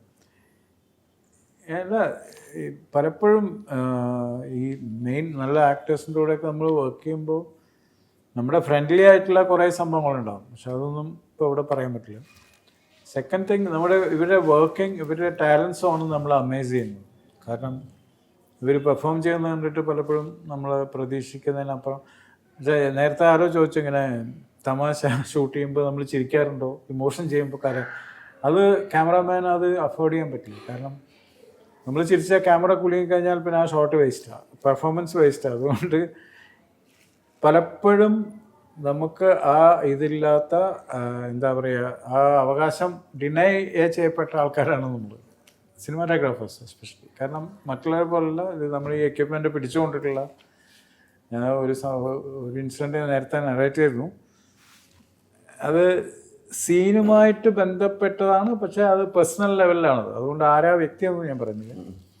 ഞാൻ ക്യാമറ എല്ലാം ടൈറ്റ് ചെയ്ത് വെച്ചിട്ട് ഹാൻഡിൽ ഞാൻ ലൂസ് ചെയ്ത് വെക്കാറുണ്ട്. അപ്പോൾ അതൊക്കെ ടൈറ്റ് ചെയ്ത് വെച്ചിട്ട് കട്ടെന്ന് പറഞ്ഞാൽ ഞാൻ ഇറങ്ങി ഓടി, ചിരി കൺട്രോൾ ചെയ്യാൻ പറ്റാത്തതുകൊണ്ട്. കാരണം അത് നമ്മൾ ചിരിച്ചാൽ അവരെ ഇൻസൾട്ട് ചെയ്യുന്ന മാതിരി കുറച്ച് മുമ്പാണ്. അപ്പം ഞാൻ ഓടിയത്, ഞാനിങ്ങനെ ചിരി കൺട്രോൾ ചെയ്യുമ്പോൾ അടുത്ത് വേറെ സൗണ്ട് കേട്ടു. നോക്കിയപ്പോൾ അതിൻ്റെ ഡയറക്ടർ പുള്ളി അത് എൻ്റെ അടുത്ത് ഒന്നും ചിരിക്കുക, ഉറക്കെ ചിരിക്കുക. അവിടെ ഒന്ന് ചിരിക്കുക ഇൻസൾട്ട് അല്ലേ. അതൊക്കെ സംഭവിക്കാറുണ്ട്. പക്ഷേ ഇവരോടുള്ള എല്ലാ മൊമെന്റ്സും നിങ്ങൾ ചോദിക്കുകയാണെങ്കിൽ എനിക്ക് ഓർത്തെടുക്കാം. പഴയഗ്രാമം തൊട്ടാണ് മമ്മൂക്കയോടെ ഞാൻ ഇൻഡിപെൻഡൻ്റ് ആയിട്ട് വർക്ക് ചെയ്യുന്നത്. സാർ അതിന് മുമ്പ് അസിസ്റ്റൻ്റായിട്ടൊക്കെ വർക്ക് ചെയ്യുന്നുണ്ട്. പക്ഷെ അത് എത്രയോ ഇൻസിഡൻസ് ആയതുകൊണ്ട് നമുക്ക് എല്ലാം കൂടെ ഇതായിട്ട് പെട്ടെന്ന് പറയാൻ പറ്റില്ല. പറയുകയാണെങ്കിൽ ജീവിതകഥ പറഞ്ഞു പോകണം. ക്യാമറ ഓൺ ചെയ്തിട്ട് നമ്മൾ വരുമ്പോഴും തീരില്ല. പല മൂമെന്റ്സും നമുക്ക് നമ്മളെ ഞെട്ടിപ്പിക്കാണ്ടാവും. ഇവർ പെർഫോം ചെയ്ത് നമ്മളൊരിക്കലും പ്രതീക്ഷിക്കാത്ത രീതിയിലുള്ള പെർഫോമൻസ് ഒക്കെ വരുമ്പോൾ അത്ഭുതം എപ്പോഴും ഉണ്ടാവും. അല്ല, ഇന്നത്തെ കാലഘട്ടത്തിൽ നമുക്ക് ഡിജിറ്റലിലേക്ക് മാറിയപ്പോൾ നമുക്ക് എത്ര വേണമെങ്കിൽ ടേക്ക് എടുക്കാൻ പറ്റും അല്ലേ. ചിലപ്പോൾ നമ്മൾ തൃപ്തനല്ല ഡയറക്റ്റ് അതായിരിക്കും ഏറ്റവും ആദ്യം എടുത്തത് തന്നെ ആയിരിക്കും ഏറ്റവും നല്ലതെന്ന് ചിന്തിച്ചാലും അത് പോരാ, ഒന്നും കൂടെ എടുക്കാതെ പിന്നെ ആദ്യം എടുത്തത് തന്നെ ആയിരിക്കും ചിലപ്പോൾ ഇതിനകത്തേക്ക് ഉപയോഗിക്കുള്ളൂ. പണ്ട് അങ്ങനെയല്ലോ. പണ്ടെന്ന് വെച്ചാൽ ആദ്യത്തെ സാധനം തന്നെ നമുക്ക് എടുക്കാനാണ് പറ്റുന്നത്. അതിപ്പോൾ ഈ ടെക്നിക്ക് മാറിയപ്പോൾ നിങ്ങളെ പോലുള്ള ക്യാമറാമാൻ ആണെങ്കിലും അത് എൻറ്റയർലി കറക്റ്റ് അല്ല. കാരണം പണ്ടും നമ്മൾ ഇതേമാതിരി ചെയ്തിട്ടുണ്ട്. ഫസ്റ്റ് ടേക്ക് എടുത്തിട്ട് പോരാന്ന് പറഞ്ഞിട്ട് 15 ടേക്കൊക്കെ എടുത്തിട്ട് ഫസ്റ്റ് ടേക്ക് തന്നെ ഓക്കെ വെച്ചിട്ടുണ്ട്. അത് ഫിലിം വേസ്റ്റ് ആവുന്നു എന്നുള്ളത് നമ്മളെ ബോധറിയിക്കും. കാരണം ആ ഷോട്ടിന്റെ പെർഫെക്ഷന് വേണ്ടിയിട്ടാണ് നമ്മൾ വർക്ക് ചെയ്യുന്നത്. അല്ലാതെ അത് ഒരിക്കലും ഇത്ര വേസ്റ്റ് ആവുന്നത് നോക്കിക്കഴിഞ്ഞാൽ പിന്നെ നമുക്ക് സിനിമ ചെയ്യാൻ തന്നെ ബുദ്ധിമുട്ടാവും. വളരെ റിസ്ട്രിക്റ്റഡ് ബഡ്ജറ്റിൽ ചെയ്യുന്ന സിനിമകൾ നാച്ചുറലി അങ്ങനെയൊക്കെ ചെയ്യണം. നമ്മളിപ്പോൾ ക്ലാപ്പ് എടുക്കുന്നത് ഈ ഷട്ടർ ഒരു സിംഗിൾ ഫ്രെയിം തിരിച്ചെടുക്കാം, നമുക്ക് എക്സ്പോസ് ചെയ്യാം. അത്രയും ലാഭിക്കാൻ വേണ്ടി നമ്മൾ അതൊക്കെ ചെയ്തിട്ടുണ്ടായിരുന്നു പണ്ട് ചെറിയ ബഡ്ജറ്റ്. ഇപ്പം അതൊന്നും ഇപ്പോൾ പ്രശ്നമില്ല. പക്ഷേ ഡിജിറ്റലായാലും ഒരു ഫാക്ടറുണ്ട്, ടൈം എന്നുള്ള സാധനം. നമ്മൾ റീടേക്സ് പോകുമ്പോൾ നമ്മുടെ ടൈം വേസ്റ്റഡ് ആണ്. Time is money. അതും കൂടെ നമ്മൾ ഓർക്കണം. നമുക്ക് ഓക്കെ കമ്പാരിറ്റീവ്ലി ഫിലിമിൻ്റെ വേസ്റ്റ് മാത്രമല്ലേ നമുക്ക് വ്യത്യാസം വരുന്നുള്ളൂ. ബാക്കി എല്ലാം സെയിം അല്ലേ, എഫേർട്സും ബാക്കി എല്ലാം സെയിമാണ്. അപ്പോൾ അതുകൂടെ അതൊക്കെ ക്യാമറയിൽ നമുക്ക് പ്രൊമോട്ടറൊന്നുമില്ല, വീപ്പിന് വേണ്ടി മാത്രം നോക്കി ചെയ്യുന്നു. ആർട്ടിസ്റ്റുകൾ അത് കാണാൻ പോലും വരുന്ന ഒരു സാഹചര്യം. ഇന്നിപ്പോൾ അത് മൊത്തം മാറിയിട്ടുണ്ട്. ആ ഒരു മാറ്റം ഒരു ടെക്നിക്ക് പരമായിട്ട് നമുക്ക് നല്ലതാണോ അത് കൂടുതൽ ദൂഷ്യം ചെയ്യാറുണ്ടോ? സുഖമായിട്ടിൻ്റെ എക്സ്പീരിയൻസ് ആവും. ഇല്ല, ചില സമയത്ത് നമുക്ക് വളരെ സ്പീഡിൽ കംപ്ലീറ്റ് ചെയ്യേണ്ട ചില വർക്ക് സമയത്ത് ഇതൊരു ഇൻ്റർഫിയറൻസ് ആയിട്ട് നമുക്ക് തോന്നുമെങ്കിലും പക്ഷേ ഓവറോൾ നോക്കുമ്പോൾ ഇത് എന്നെ സംബന്ധിച്ചാലും അത് എനിക്ക് എന്നെ ബാധിച്ചിട്ടില്ല. കാരണം ഞാൻ പണ്ടും ക്യാമറ വെച്ചിരിക്കുന്ന സമയത്തൊക്കെ ആർക്ക് വേണമെങ്കിലും വന്നാലും ഞാൻ ഫ്രെയിം കാണിച്ചു കൊടുക്കും. അസിസ്റ്റന്റ് ഡയറക്ടേഴ്സിനൊക്കെ ഞാൻ വിളിച്ച് കാണിച്ചു കൊടുക്കും, ഇതാണ് ഫ്രെയിം, ഇതിനകത്ത് നിങ്ങൾ വർക്ക് ചെയ്യൂ. കാരണം ഫ്രെയിം അറിയാതെ നമ്മൾ കംപ്ലീറ്റ് കാടടക്കം വെടി വെച്ചിട്ട് കാര്യമില്ല. അപ്പോൾ ഒരു ഫ്രെയിമിനകത്ത് വർക്ക് ചെയ്യുന്നതാണ് അവർക്ക് നല്ലത്. അവരുടെ എഫേർട്സും വളരെ കുറച്ചുകൂടെ ഈസിയർ ആവും. അപ്പോൾ അതിനുവേണ്ടി ഞാൻ ചെയ്യായിരുന്നു. അപ്പോൾ അതുകൊണ്ട് ഒരാൾ കാണുന്നതുകൊണ്ടൊന്നും നമ്മൾ ഷുവറായിരിക്കുമ്പോൾ നമുക്ക് പ്രശ്നം ടൈം വേസ്റ്റ് വരും, അത് നാച്ചുറലി വരും. പക്ഷേ ഇപ്പോഴത്തെ ബഡ്ജറ്റിലെ ടൈം അത്രയും വേസ്റ്റ് ആയാലും അത് ഇൻക്ലൂഡ് ചെയ്യാനുള്ള കപ്പാസിറ്റി ഉണ്ട്, അതുകൊണ്ട് അത് ബാധിക്കുന്നില്ല. അല്ലേ? ഇതിപ്പോൾ ഇവർക്കൊക്കെ ആണെങ്കിൽ ഇപ്പോൾ പുതിയ തലമുറയിലുള്ള ഇവർക്കൊക്കെ അതൊന്ന് പ്രൊമോട്ടൊന്ന് കാണുമ്പോൾ നമുക്കൊക്കെ ഒന്ന് തൃപ്തനാകുള്ളൂ അല്ല? അങ്ങനെയല്ല, നമുക്കുള്ള കാണുന്ന എൻ്റെ ഒരു കാഴ്ചപ്പാടല്ല, അങ്ങനെയല്ലേ? നമുക്ക് മോണിറ്റർ ഒന്ന് കാണുമ്പോൾ നമുക്ക് തൃപ്തി വരുന്നത്. ഞാൻ കാണാറില്ല. ഇല്ല രാഹുൽ നമ്മൾ പറഞ്ഞ ഓക്കെ ചില ഡയറക്ടേഴ്സ് ഓക്കെ പറഞ്ഞു കഴിഞ്ഞാൽ ഞാൻ മോണിറ്റർ ഞാൻ അഭിനയിച്ച സംഭവം ഓക്കെ പറഞ്ഞു പിന്നെ പോയി നോക്കാറില്ല എങ്ങനെയുണ്ട് അവിടെ. ഇത് പ്രശ്നമാണ് എനിക്കത് ഒരു അതൊരു ട്രസ്റ്റിന്റെ ഭാഗമാണ്. പറഞ്ഞ ഓക്കെ പറഞ്ഞിട്ട് പിന്നെ നമുക്ക് എല്ലാവർക്കും ഇൻസ്റ്റിങ്ക്റ്റ് ഉണ്ടല്ലോ. ഫസ്റ്റ് ഡേ നമ്മൾ പോയിട്ട് ഒരു ആ ഡയറക്ടറോ അല്ലെങ്കിൽ ക്യാമറമാനോ അല്ലെങ്കിൽ കൂടെ നിൽക്കുന്ന അസോസിയേറ്റ് അസിസ്റ്റൻസ് ഒക്കെ എങ്ങനെ റെസ്പോണ്ട് ചെയ്ത് നോക്കിയാൽ നമുക്ക് ആ ഇൻസ്റ്റിങ്ക്റ്റ് ഡെവലപ്പ് ആവും. ഇവരെ വിശ്വസിക്കാവോ ഇല്ലയോ എന്നുള്ളത് നമുക്ക് മനസ്സിലാവും. അതിനുശേഷം പിന്നെ നമ്മൾ അവരെ വിശ്വസിക്കുക എന്നുള്ളതാണ് വളരെ മെയിനായിട്ട്. എന്റെ പ്രശ്നം എന്ന് വെച്ചാൽ ഞാൻ അതിൽ എന്തെങ്കിലും തെറ്റ് കണ്ടുപിടിക്കും. ഞാൻ കുറച്ചുകൂടി നന്നാക്കാമായിരുന്നു, എനിക്ക് നിങ്ങൾ ഓക്കെയാണ് ഓക്കെ എന്ന് എപ്പോഴും ചിലർക്കുള്ള ഒരു സാധനമാണ്. അത് കണ്ടു കഴിഞ്ഞാൽ മറ്റേ 98% കറക്റ്റാണ്, പക്ഷെ 2% വേണ്ടിയിട്ടാണ് വീണ്ടും റീക്രിയേറ്റ് ചെയ്യാൻ പോകുന്നത്. അതാണ് മെനക്കെട്. ഈ മമ്മൂക്ക ഈ പറഞ്ഞല്ലോ 15 ടേക്ക് വരെ എടുത്ത കാലഘട്ടം ആ ഫിലിം ചെയ്യുമ്പോൾ ഈ മമ്മൂക്കയും ലാലേട്ടനും പുതുത്തുള്ള നടന്മാരെന്നിരിക്കും, അതിൽ കൂടുതൽ മുതിർന്ന നടന്മാരും കൂടെ എടുത്ത് വർക്ക് ചെയ്തിട്ടുണ്ട്. പക്ഷേ കൂടുതൽ ടേക്ക് എടുക്കുമ്പോൾ നമ്മുടെ ഒരു തൃപ്തിക്കുറവായിരിക്കുമോ ക്യാമറയുടെ തൃപ്തിക്കുറവായിരിക്കും എന്നുണ്ടാകും, ഡയറക്ടറിൻ്റെ ആയിരിക്കും ആർട്ടിസ്റ്റിൻ്റെ ആയിരിക്കും, മൂന്നും ഉണ്ടാകാം. അതെ, അങ്ങനെ ഒരു എക്സ്പീരിയൻസ് ഏതായിരിക്കും? ഇപ്പോൾ സുഖമായിട്ട് വെച്ചുള്ള ഫ്രെയിം, ആ ഫ്രെയിമിലാണല്ലോ വേണ്ടത്. ഡയറക്ടർ പറയുന്ന ഫ്രെയിം ഡയറക്ടറും പറയുന്നുണ്ട്, ആക്ടറും നിൽക്കുന്നു. പക്ഷേ ഒരു തൃപ്തിക്കുറവ് വരുന്നത് ഏത് മൂവ്മെൻറ്റിലായിരിക്കും? കൂടുതൽ വരുന്നത് നമുക്ക് പെർഫോമൻസ് സ്റ്റൈലിലായിരിക്കും, അല്ലെങ്കിൽ അത്രയും കോംപ്ലിക്കേറ്റഡ് ആയിട്ടുള്ള മൂവ്മെൻറ്റ്സ് ഉള്ള ഷോർട്സിൽ ചിലപ്പോൾ നമ്മൾ ടെക്നിക്കൽ ഫോക്കസിങ് അങ്ങനത്തെ മിസ്സിങ് ഒക്കെ വരും. പക്ഷെ ജനറലി നമ്മൾ കൂടുതൽ സ്ട്രെസ് കൊടുക്കുന്നത് മിക്കവാറും എനിക്ക് തോന്നുന്നു പെർഫോമൻസ് സൈഡായിരിക്കും നമ്മൾ ബെറ്റർ ആക്കാൻ നോക്കുന്നതാണ് എൻ്റെ എക്സ്പീരിയൻസ്. കാരണം പക്ഷേ ഇപ്പോൾ കുറച്ചുകൂടെ ഈ ഗാഡ്ജറ്റ്സും ഗ്രിപ്സും ഒക്കെ നിറയെ വന്നതുകൊണ്ട് മൂവ്മെൻറ്റ്സ് വളരെ കൂടുതലായിപ്പോൾ. അതുകൊണ്ട് ഇപ്പോൾ ആ എറേഴ്സ് വരാനുള്ള ചാൻസസ് കൂടുതലാണ്. നേരത്തെ മുമ്പത്തേക്കാൾ കൂടുതൽ ഇപ്പോൾ അത് വരുന്നുണ്ട്. പക്ഷേ യൂഷ്വലി നമ്മൾ വരുന്നത് മിക്കവാറും റീടേക്സ് വരുന്നത് ഒരു സാധനം റീടേക്സ് എന്നല്ല പറയാൻ പറ്റില്ല, ഇംപ്രൂവൈസേഷൻ വരുന്നത് ഷോർട്സ് പെർഫോമൻസിലായിരിക്കാനായിരുന്നു പണ്ട് കൂടുതൽ. ഇപ്പം അതില്ല, ഇപ്പം അത് കുറവാണ്. മാത്രമല്ല ഈ ആക്ടിങ്ങിൻ്റെ സ്റ്റൈല് മാറിയിട്ടുണ്ട് ഇപ്പം. അപ്പോൾ അതുകൊണ്ട് തന്നെ കുറേ കൂടെ ഈസിയറാണെന്ന് വെച്ചാൽ ചിലർക്കത് വളരെ ബുദ്ധിമുട്ടും, ചിലർക്ക് കുറേ കൂടെ ഈസിയറുമാണ് അതിൻ്റെ പാറ്റേൺ മാറിയത്, ആക്ടിങ്ങിൻ്റെ പാറ്റേൺ. അപ്പോൾ അതുകൊണ്ട് തന്നെ ഇപ്പം നമ്മൾ കാണുന്നപ്പോൾ ഇവരൊക്കെ വളരെ ഈസി ആയിട്ട് ബിഹേവ് ചെയ്യുന്നതാണ് കൂടുതൽ. അതാണ് ഇപ്പോൾ കൂടുതൽ അക്സെപ്റ്റൻസ് ഉള്ള ഒരു ഏരിയ. അതുകൊണ്ട് തന്നെ കുറേ കൂടെ എളുപ്പമാണ്. ഈ ഒരു ഡ്രമാറ്റിക് പെർഫോമൻസ് വരെ അങ്ങനത്തെ ഉണ്ടായിരുന്ന സാധനം കുറേ മാറി, കുറേ കൂടെ ആക്ടിങ് സ്റ്റൈലിൽ തന്നെ അത് മാറ്റാൻ മതി ജനറലി. പിന്നെ ടെക്നിക്കലി കുറച്ച് മാറി, കുറേ കൂടി ഐ മീൻ സ്റ്റാറ്റിക് ഫ്രെയിംസ് ആയിരുന്നു പണ്ടൊക്കെ. ഇപ്പോൾ ക്യാമറ കൂടെ നിൽക്കും. ക്യാമറ 90%, ക്യാമറ ഒരു 60% ചെയ്താൽ നമ്മളൊരു 20% ചെയ്താൽ മതി. കാരണം ക്യാമറ മൂവ് ചെയ്യുമ്പോൾ അതുകൊണ്ട് തന്നെ ക്യാമറ ഉണ്ട്. അതെ, ഇപ്പൊ നമ്മളിപ്പോ ഞാനിപ്പോ വെള്ളടിച്ച് നിൽക്കുന്ന ഒരു ഷോട്ടാണെന്ന് വെച്ചു, അപ്പൊ ബോഡി റിഗ് വെച്ചിട്ട് ആ റിവോൾവിംഗ് ക്യാമറ ഹെഡ് വെച്ച് കഴിഞ്ഞാൽ ഇത് മൊത്തം നമ്മളിങ്ങനെ ഇങ്ങനെ തോന്നും. അപ്പൊ ഞാനൊന്നും ചെയ്യണം, ഞാൻ നിന്നാ മതി. അതാണ് ഞാൻ പറഞ്ഞത്, ആ ഇപ്പോ എറേഴ്സ് അതിൽ വരാനുള്ള ചാൻസ് വളരെയധികം കൂടി. കാരണം ക്യാമറ മൂവ്മെന്റ്സിലും ബാക്കിയുള്ള സാധനത്തിലും അതിൽ വരുന്ന ടെക്നിക്കൽ എറേഴ്സ് വരാനുള്ള പെർഫോമൻസ് ലെവലിൽ ഇപ്പൊ വളരെ കുറവ്. അല്ല, ഞാൻ ഇതിലൊന്നും ചെയ്യേണ്ട, ക്യാമറ ചെയ്തോളും. ക്യാമറ നിങ്ങൾ പോകുമ്പോഴത്തേക്കും 60 ഫുള്ളി ഇങ്ങനെ തോന്നും. 60% ക്യാമറ തന്നെ ചെയ്യുന്നുണ്ട്, ഞാൻ നിന്ന് കൊടുത്താൽ മതി. സോ കുറെ ഒക്കെ ഇപ്പോ 1-2 ഷോട്ടിൽ ഈ ധാരണ കാരണം ഉണ്ടാവും. വെറുതെ വേണ്ട, കൂടുതൽ ക്യാമറ ടെസ്റ്റ് ചെയ്യണ്ട, പടി കൊടുത്ത് അടി മേടിച്ചു. അപ്പൊ ഞാൻ മിണ്ടാതെ ഞാൻ കുറെ പണിയൊക്കെ അത് ഇഷ്ടപ്പെട്ടു കേട്ടോ. എന്താ ക്യാമറ ടെക്നിക്കൽ അഭിനയിച്ച് അല്ല, ഇപ്പൊ ഈ ക്യാമറ നമുക്ക് ഇപ്പൊ ഒരു വൈഡ് വെച്ച ഒരു ക്ലോസ് ഉണ്ട്, അവിടെ നിന്നുണ്ട് 3-4 ക്യാമറകൾ ഇപ്പൊ സിനിമയിൽ ഷൂട്ട് ചെയ്യുന്നത്. അങ്ങനെ ഒരു പ്രത്യേകത ഉണ്ടോ? Multi camera system. ഞാൻ ആദ്യത്തെ 2-3 പടം ചെയ്തത് ഫിലിമിലാണ്. അപ്പോൾ RE435 എന്നൊക്കെ പറയുന്ന RE3S എന്നൊക്കെ പറയുന്ന ക്യാമറ, അത് വലിയ ക്യാമറ, ലെൻസ് മാറ്റണം, റോൾ ക്യാമറ ക്ലാപ്പ് അടിക്കും. അപ്പൊ പിന്നെ ഇത് വരുമ്പോഴത്തേക്ക് ഒരു ഇതാ വലിയ പ്രിപ്പറേഷൻ. എൻ്റെ പൊന്നെ ഇപ്പൊ അടിക്കും, ഇപ്പൊ റോൾ ക്യാമറ ആക്ഷൻ എന്ന് പറഞ്ഞാൽ ഫിലിം റോൾ ചെയ്യുന്ന ശബ്ദം വരും. അപ്പൊ ഫിലിം ഒരു 100 ഫീറ്റ് 4 മിനിറ്റ്സ് അല്ലേ? 400 ഫീറ്റ് 4 മിനിറ്റ് കിട്ടുന്നുള്ളൂ. 100 feet 1 minute. 14,000 17,000 18,000 ഒരു ക്യാമറ. കാശ് പോലെ ടെൻഷനും എന്തെങ്കിലും ചെയ്യണം. റെഡി റോൾ ക്യാമറ ആക്ഷൻ എന്ന് പറയണം അങ്ങനെ. ഇതിപ്പോ അതൊന്നും ഇല്ല. ക്യാമറ സൈസ് എവിടെയാ ക്യാമറ, എവിടെ ക്യാമറ. ഇതിന്റെ ഒരു വിരോധാഭാസം പറയട്ടെ, ചില വ്യക്തികൾക്ക് ഈ ക്യാമറ റോളിംഗ് സൗണ്ട് ആയിരുന്നു എനർജി. ക്യാമറ റോൾ ചെയ്യുന്ന സൗണ്ട് അവരെ ബൂസ്റ്റ് ചെയ്യും.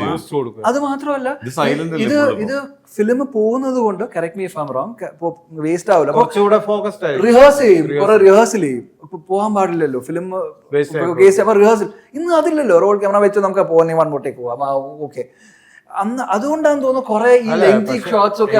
ഈ റിഹേഴ്സൽ എന്നൊക്കെ പറഞ്ഞ കാര്യം കുറച്ച് നേരത്തെ അതാണ്. പക്ഷെ ടൂറിസ്റ്റ് എൻഡ് ലൈക്ക് അതിങ്ങനെ ഫെയ്ഡായി വന്നു. ആൾക്കാർ അതിനെ കുറിച്ച് അത്ര ബോധമല്ലാതായി തുടങ്ങി. പിന്നീട് ആകുമ്പോഴേക്കും അത് ഈ പറഞ്ഞ പോലെ ഈ ഫിലിമിന്റെ സൗണ്ട് അത് കഴിഞ്ഞിട്ട് ചേഞ്ച് ചെയ്തപ്പോൾ ഞാൻ പല ആൾക്കാരും ഇങ്ങനെ പഴയ ആൾക്കാരെ കിട്ടുമ്പോൾ സംസാരിക്കും, ആ സൗണ്ട് കേൾക്കാൻ പറ്റാത്തതുകൊണ്ട് ബുദ്ധിമുട്ടുണ്ടായിട്ടുണ്ട്. കാരണം ചിലപ്പോൾ നമ്മൾ സൂം ഇട്ടിട്ട് കുറെ പുറകെ കൊണ്ടുപോയി ക്യാമറ വെച്ച് ടൈറ്റ് ചെയ്തെടുക്കുമ്പോൾ അവർ അയ്യോ ഇത്ര കൊണ്ടുപോയാൽ ഞങ്ങൾ എങ്ങനെ അഭിനയിക്കാന്നൊക്കെ ചോദിച്ചിട്ടുണ്ട്.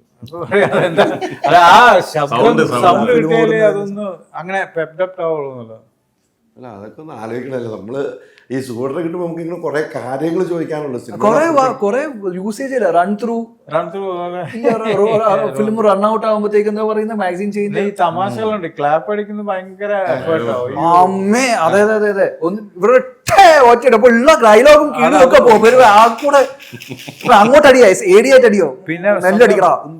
സ്വന്തം മൂക്ക് രക്ഷപ്പെടുത്തേണ്ടത് നമ്മുടെ തന്നെ കടമയാണ്. ക്ലാപ്പ് മുഖത്തടിക്കും, മൂക്കിലൊക്കെ അടിച്ചിട്ടുണ്ട്. ഇത് പലകയായിരുന്നു അല്ലേ? അത് മാത്രമല്ല ഇത് അനൗൺസ് ചെയ്യണം. ഇപ്പൊ നമ്പർ പറയണം. അപ്പൊ 55/5 ടേക്ക് 5. ഇത് സ്പീഡില് ഒരു സെക്കൻഡിൽ പറയാം. ഇത് എങ്ങനെ ചിരിക്കായിരിക്കും ആൾക്കാർ കംപ്ലീറ്റ്. അത് ചിരിക്കുന്ന മാത്രമല്ല, ഈ ആദ്യം വരുന്ന ആദ്യത്തെ ഫസ്റ്റ് എയ്ഡ് ആയിരിക്കും. അപ്പൊ അവർക്ക് ഭയങ്കര എക്സൈറ്റ്മെന്റ് ആയിരിക്കും. വലിയ ഡയറക്ടറിനോട് വരുമ്പോ ആദ്യത്തെ അപ്പൊ അടിയിട്ട ഒറ്റ ഒന്നൊന്നര അടിയായിരിക്കും. ഉള്ള പറയേണ്ട കാര്യം മറന്നു പോകും. എന്തൊക്കെയാണ് ഈ ഗോകുലൂരിലെ ചോക്കിലാണ്.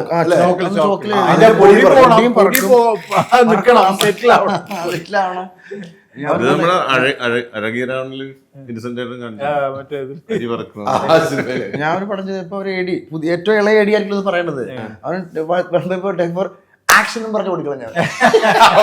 ഞാൻ നെക്സ്റ്റ് ആക്ഷൻ ആണ് ആക്ഷൻ അങ്ങനെ സംഭവങ്ങള് അല്ല, ഭയങ്കര എക്സ്പീരിയൻസ് കാലഘട്ടം അല്ലേ? ഈ സുഖേട്ടന്റെ കാലഘട്ടങ്ങൾ. ഈ അത് ഏത് സിനിമകളായിരുന്നു അന്ന് അഭിനയിച്ച ആദ്യത്തെ സിനിമ? ട്രാക്ക് എന്ന് പറയുന്ന പടം, വാടാമലി എന്ന് പറയുന്ന പടം. വാടാമലി എന്ന് പറയുന്ന പടം അന്ന് നല്ല ബജറ്റിൽ ഷൂട്ട് ചെയ്തൊരു, ഇപ്പോഴും ആ പാട്ട്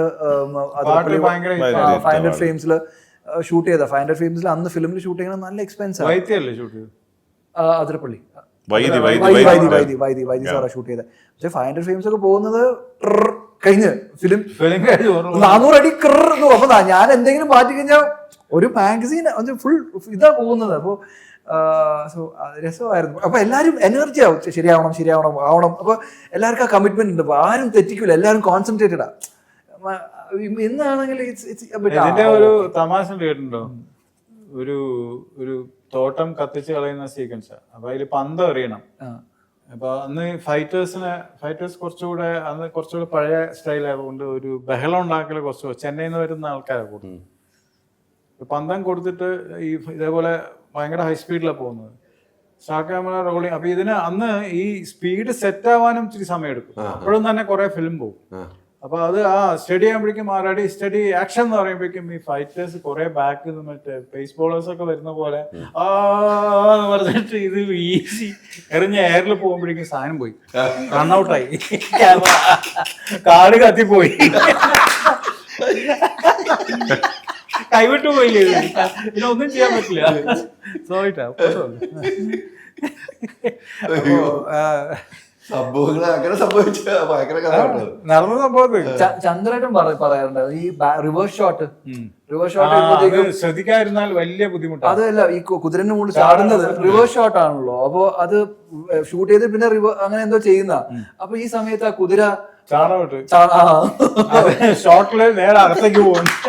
ആളതിനുള്ളിൽ ചാടുന്നു, ചാടകം അകത്തേക്ക് പോകും. അകത്തേക്ക് റിവേഴ്സ് ഷോ. ഐ മീൻ അങ്ങനെ കുറെ അപ്പൊ നമ്മള് ഇത് ആ റിവേഴ്സല്ലേ മൊത്തം നമ്മള് ഫ്രെയിമില് എന്ത് കാണിച്ചാലും അത് തിരിച്ച് റിവേഴ്സിലാ വരിക.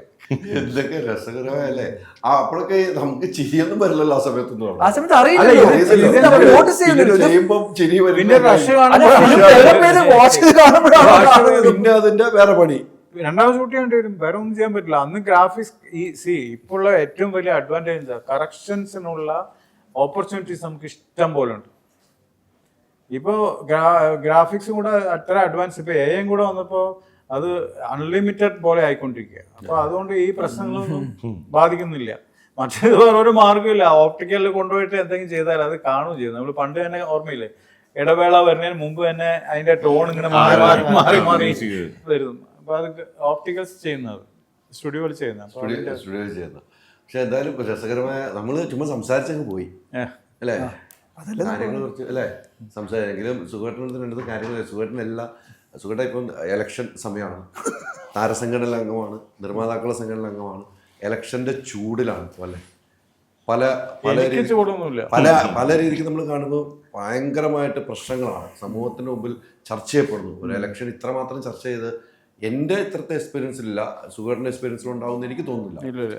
ഈ ഇലക്ഷൻസ് ഒന്നും ഇത്രയും ചർച്ച ചെയ്യപ്പെട്ടിട്ടില്ല ഇതുവരെ ചർച്ച ചെയ്യപ്പെട്ട ഇത്തരം ചർച്ചകൾ സിനിമാ മേഖലയിൽ മൊത്തത്തിൽ ഒരു എന്താണ് ഒരു നാണക്കേടുന്ന നിലയിൽ എനിക്ക് സ്വയം തോന്നിയിട്ടുണ്ട്. സുഖേട്ടൻ്റെ എക്സ്പീരിയൻസ് എങ്ങനെയാണ് തോന്നുന്നത്?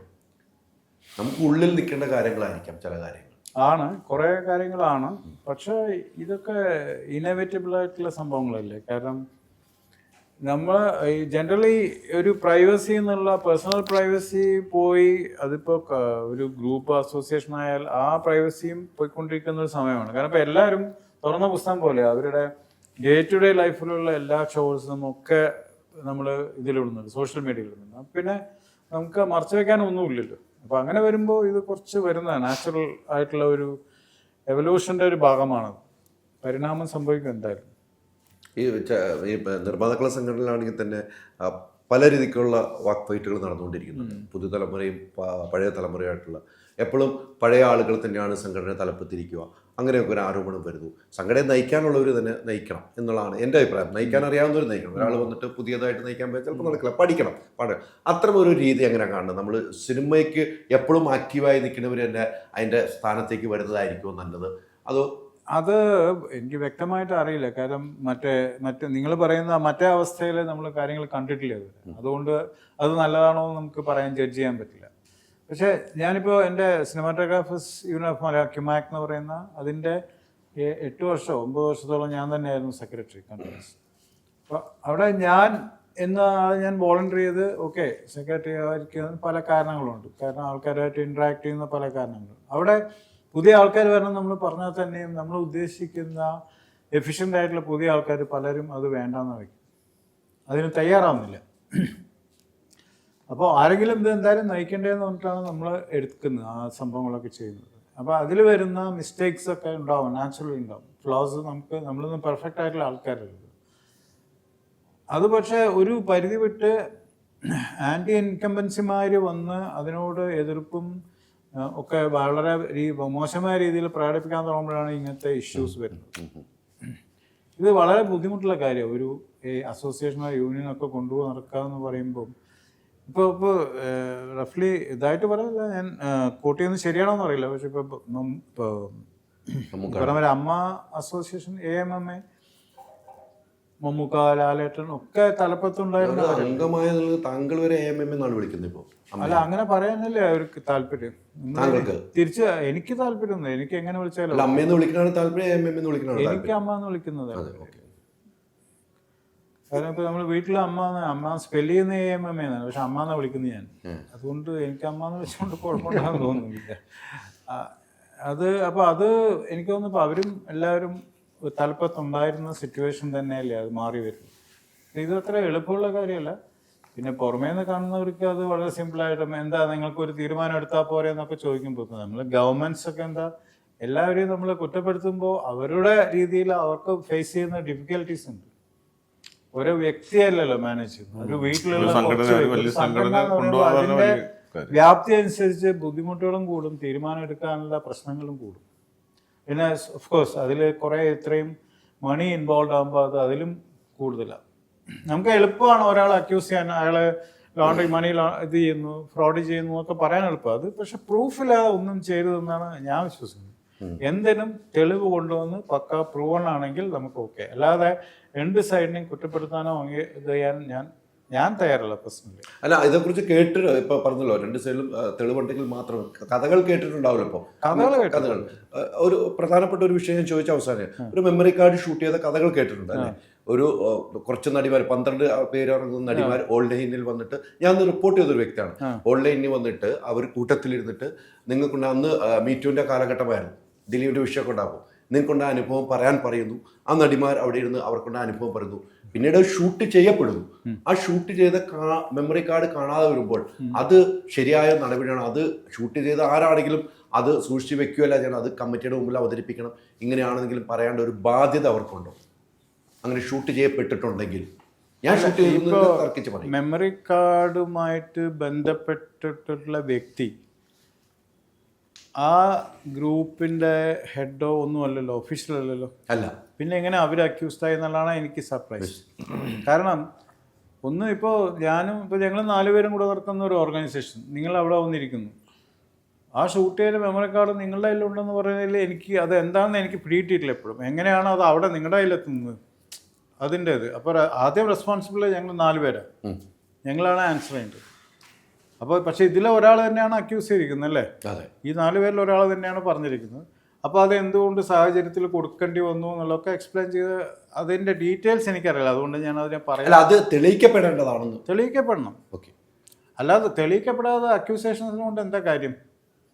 അതൊരിക്കലും ഒരു അക്യൂസേഷനും അത് കാര്യമില്ല. കാരണം നമ്മളൊരു വ്യക്തിയെക്കുറിച്ച് പറയുമ്പോൾ അതും എപ്പോഴും ഈ ടൈമിങ് എന്നെ ബാധിക്കുന്ന ഒരു സംഭവം. ഒരു 2 വർഷം കഴിഞ്ഞിട്ടോ 5 വർഷം കഴിഞ്ഞിട്ടൊക്കെ നമ്മൾ വന്നിട്ട് അയാൾ എന്നോട് അന്ന് ഇങ്ങനെ ചെയ്തിരുന്നു എന്ന് പറയുന്നത് ഓക്കെ. സ്ത്രീകളിലെ പല കേസുകളിലും നമുക്ക് മനസ്സിലാക്കാം അവർ കടന്നു പോകുന്ന മാനസിക പ്രശ്നങ്ങളുടെ ഇഷ്യൂസ് കൊണ്ടൊക്കെ അത് പേഴ്സണൽ ഇഷ്യൂസാണ്. പക്ഷെ ഒരു അസോസിയേഷൻ്റെയോ ഒരു സംഘടനയുടെയോ ഇഷ്യൂസിൽ അങ്ങനെ വരുതെന്നാണ് എനിക്ക് തോന്നുന്നത്. അപ്പം ഞാൻ സെക്രട്ടറി ആയിരുന്ന കാലം ഞാൻ ഇത് ചെയ്യുമ്പോൾ എന്തെങ്കിലും ഒരു സംഭവം 10 വർഷം കഴിഞ്ഞിട്ട് ഒരാൾ വന്നിട്ട് ഇയാൾ അന്ന് അങ്ങനെ ചെയ്യുന്നത് ഞാൻ രണ്ടാമത് മത്സരിക്കുമ്പോൾ ചെയ്യുന്നത് അത് ശരിയായ ഏർപ്പാടല്ല എന്നാണ് എൻ്റെ വിശ്വാസം. മത്സരിക്കുമ്പോൾ പറയുന്നതുകൊണ്ട് ശരിയായ ഏർപ്പാടല്ല. ആ സമയത്ത് മാത്രം ഒരു തെറ്റ് നമ്മൾ ഏത് സമയത്താണെങ്കിലും ചൂണ്ടിക്കാണിക്കണം എന്നാണ് എനിക്ക് തോന്നുന്നത്. ചൂണ്ടിക്കാണിക്കാൻ ഒരു അവസരം ഇല്ലെങ്കിലോ അത് എന്തുകൊണ്ടാണ് അവസരം വരാതിരുന്നത്? അവിടെയും ചോദ്യം ചെയ്യണമല്ലോ. അതാണ് ചോദ്യം അല്ലെ? അവിടെയും ചോദ്യം ചെയ്യണം. ആ സമയം ഈ കാര്യങ്ങളെല്ലാം ചോദ്യം തെളിയിക്കപ്പെടണമെന്നുള്ള ആഗ്രഹം ഉണ്ടല്ലോ. അതാണ് സുഖേറിനെ പോലെ ഒരു സീനിയർ ആണല്ലോ, അത് തെളിയിക്കപ്പെടണം. ഇങ്ങനെ നടന്നിട്ടുണ്ടെങ്കിൽ തെളിയിക്കപ്പെടണം. ഈ പറഞ്ഞ പോലെ ആ വ്യക്തി അന്ന് എക്സിക്യൂട്ടീവ് മെമ്പർ പോലും ഇല്ലാത്ത വ്യക്തി അവിടെ എങ്ങനെ വന്നു തെളിയിക്കപ്പെടണം. അതിന്റെ പിന്നിൽ ആരാണെന്ന് തെളിയിക്കപ്പെടണം. ഇത് അവസാനിക്കണം. ആദ്യം എന്തിനാണ് അങ്ങനെ ഒരു ഷൂട്ട് ചെയ്തത് എന്നുള്ളതാണ് എനിക്ക് മനസ്സിലാവാത്ത ഒരു സാധനം. അത് എന്തിനാണ് വീഡിയോയിൽ അത് റെക്കോർഡ് ചെയ്തത് എന്നുള്ള സാധനം, ഇത്രയും ഡെലിക്കേറ്റ് ആയിട്ടുള്ള ഇത്രയും സെൻസിറ്റീവ് ആയിട്ടുള്ള ഒരു മാറ്റർ അത് ആരെങ്കിലും നിർബന്ധം കൊണ്ടാണോ അതൊന്നും നമുക്കറിയില്ല. ഇത് കുറേ ചോദ്യങ്ങൾ നമ്മൾ സ്വയം ചോദിക്കണ്ടേ. അപ്പോൾ വരുമ്പോൾ നമുക്ക് ഉള്ള ഒരു കൺഫ്യൂഷനാണ് അതിന്റെ മെയിൻ. ആ ചോദ്യങ്ങൾ ഉയർന്നുകൊണ്ടേ ഇരിക്കട്ടെ, കേസ് ഡയറി അന്വേഷിച്ചുകൊണ്ടേ ഇരിക്കട്ടെ. അതെ, ഇതിനെല്ലാം ഉത്തരം കാണുക കേസ് ഡയറി. ഈ വിഷയത്തിലെല്ലാം അങ്ങനെ ഒരു മെമ്മറി കാർഡ് ചിലപ്പോൾ പോകുന്നുണ്ടായിരിക്കും. അപ്പൊ ഈ കേസ് ഡയറി കാണുക. എന്തായാലും നമ്മൾ കുറെ നേരം സംസാരിച്ചു. നമ്മൾ ഒരു ഇന്റർവ്യൂ ആയിട്ട് എനിക്ക് തോന്നില്ല, നമ്മൾ കുറെ കാര്യങ്ങൾ സംസാരിച്ചു പോയി. സുഖേട്ടൻ്റെ അടുത്ത് ഇരിക്കുമ്പോൾ ഇങ്ങനെ സംസാരിക്കണം, നമുക്ക് കുറെ കാര്യങ്ങൾ പഠിക്കാനും പറ്റുന്ന ഒരു സംഭവമായി തോന്നുന്നു. എന്തായാലും സുഖേട്ടൻ ഇനിയും സിനിമകൾ ചെയ്തുകൊണ്ട് തന്നെ ഇരിക്കണം. താങ്കളുടെ ദൃശ്യങ്ങൾ ഞങ്ങൾക്ക് ഇനിയും വേണം. ഇനി ഡയറക്ഷനിലേക്കും വരണം. ഇനി അതാണ് ഇപ്പോൾ അടുത്ത് നോക്കുന്നത്, പ്ലാൻ ചെയ്തുകൊണ്ടിരിക്കുന്നത്. അദ്ദേഹത്തിന്റെ പടത്തിൽ ഞങ്ങൾക്ക് അവസരം കിട്ടട്ടെ, കൂടുതൽ ഹൈദരാലിക്കും അവസരം കിട്ടട്ടെ. എന്നോട് പറഞ്ഞിട്ട് ആ റൂട്ടിൽ കൂടെ പോയാൽ നമ്മളാദ്യം അഭിനയിച്ചിട്ടുണ്ട്. അതൊക്കെ അതിന്റെ സൈഡിൽ പോകും. എന്തായാലും സുഖേട്ട അടുത്ത സിനിമയിലേക്കുള്ള തയ്യാറെടുപ്പാന്ന് തോന്നുന്നു. വലിയ 2020 പോലത്തെ സിനിമയിലേക്ക് ക്യാമറ നമ്മൾ എത്രയോ ആർട്ടിസ്റ്റുകളെ ഫ്രെയിമിൽ കൊണ്ട് നിർത്തണമെന്നുള്ള ഒരാൾക്കും ഒരു കുറവും വരുത്താതെ നിർത്തണമെങ്കിൽ താങ്കളെ പോലെയുള്ള ക്യാമറമാനെ കഴിയുള്ളൂ. ആ ക്യാമറ കണ്ണുകളും ആ ഡയറക്ഷനും ആ അഭിനയവും എല്ലാം ഞങ്ങൾക്ക് ഇനിയും കിട്ടണം. ഇനിയും കിട്ടുമുള്ള പ്രതീക്ഷയോടി കേസ് ഡയറി കാണാൻ മറക്കരുത്. അതിന് എനിക്ക് പറയാൻ ഒറ്റ കാര്യമുള്ളൂ, ബെസ്റ്റ് ഓഫ് ലക്സ് നിങ്ങൾക്ക്. അത് സംഭവിക്കട്ടെ എന്ന് ഞാൻ നിങ്ങൾക്ക് തീർച്ചയായിട്ടും ഓഗസ്റ്റ് 21 മറക്കണ്ട. ഓഗസ്റ്റ് 21 ഈ സിനിമ. അതിനുശേഷം അടുത്ത സിനിമയായിട്ട് ഈ ടീമുകളെല്ലാം വരും. അപ്പോൾ നമുക്ക് കാണാം. ഒത്തിരി സന്തോഷം. Thank you. Thank you.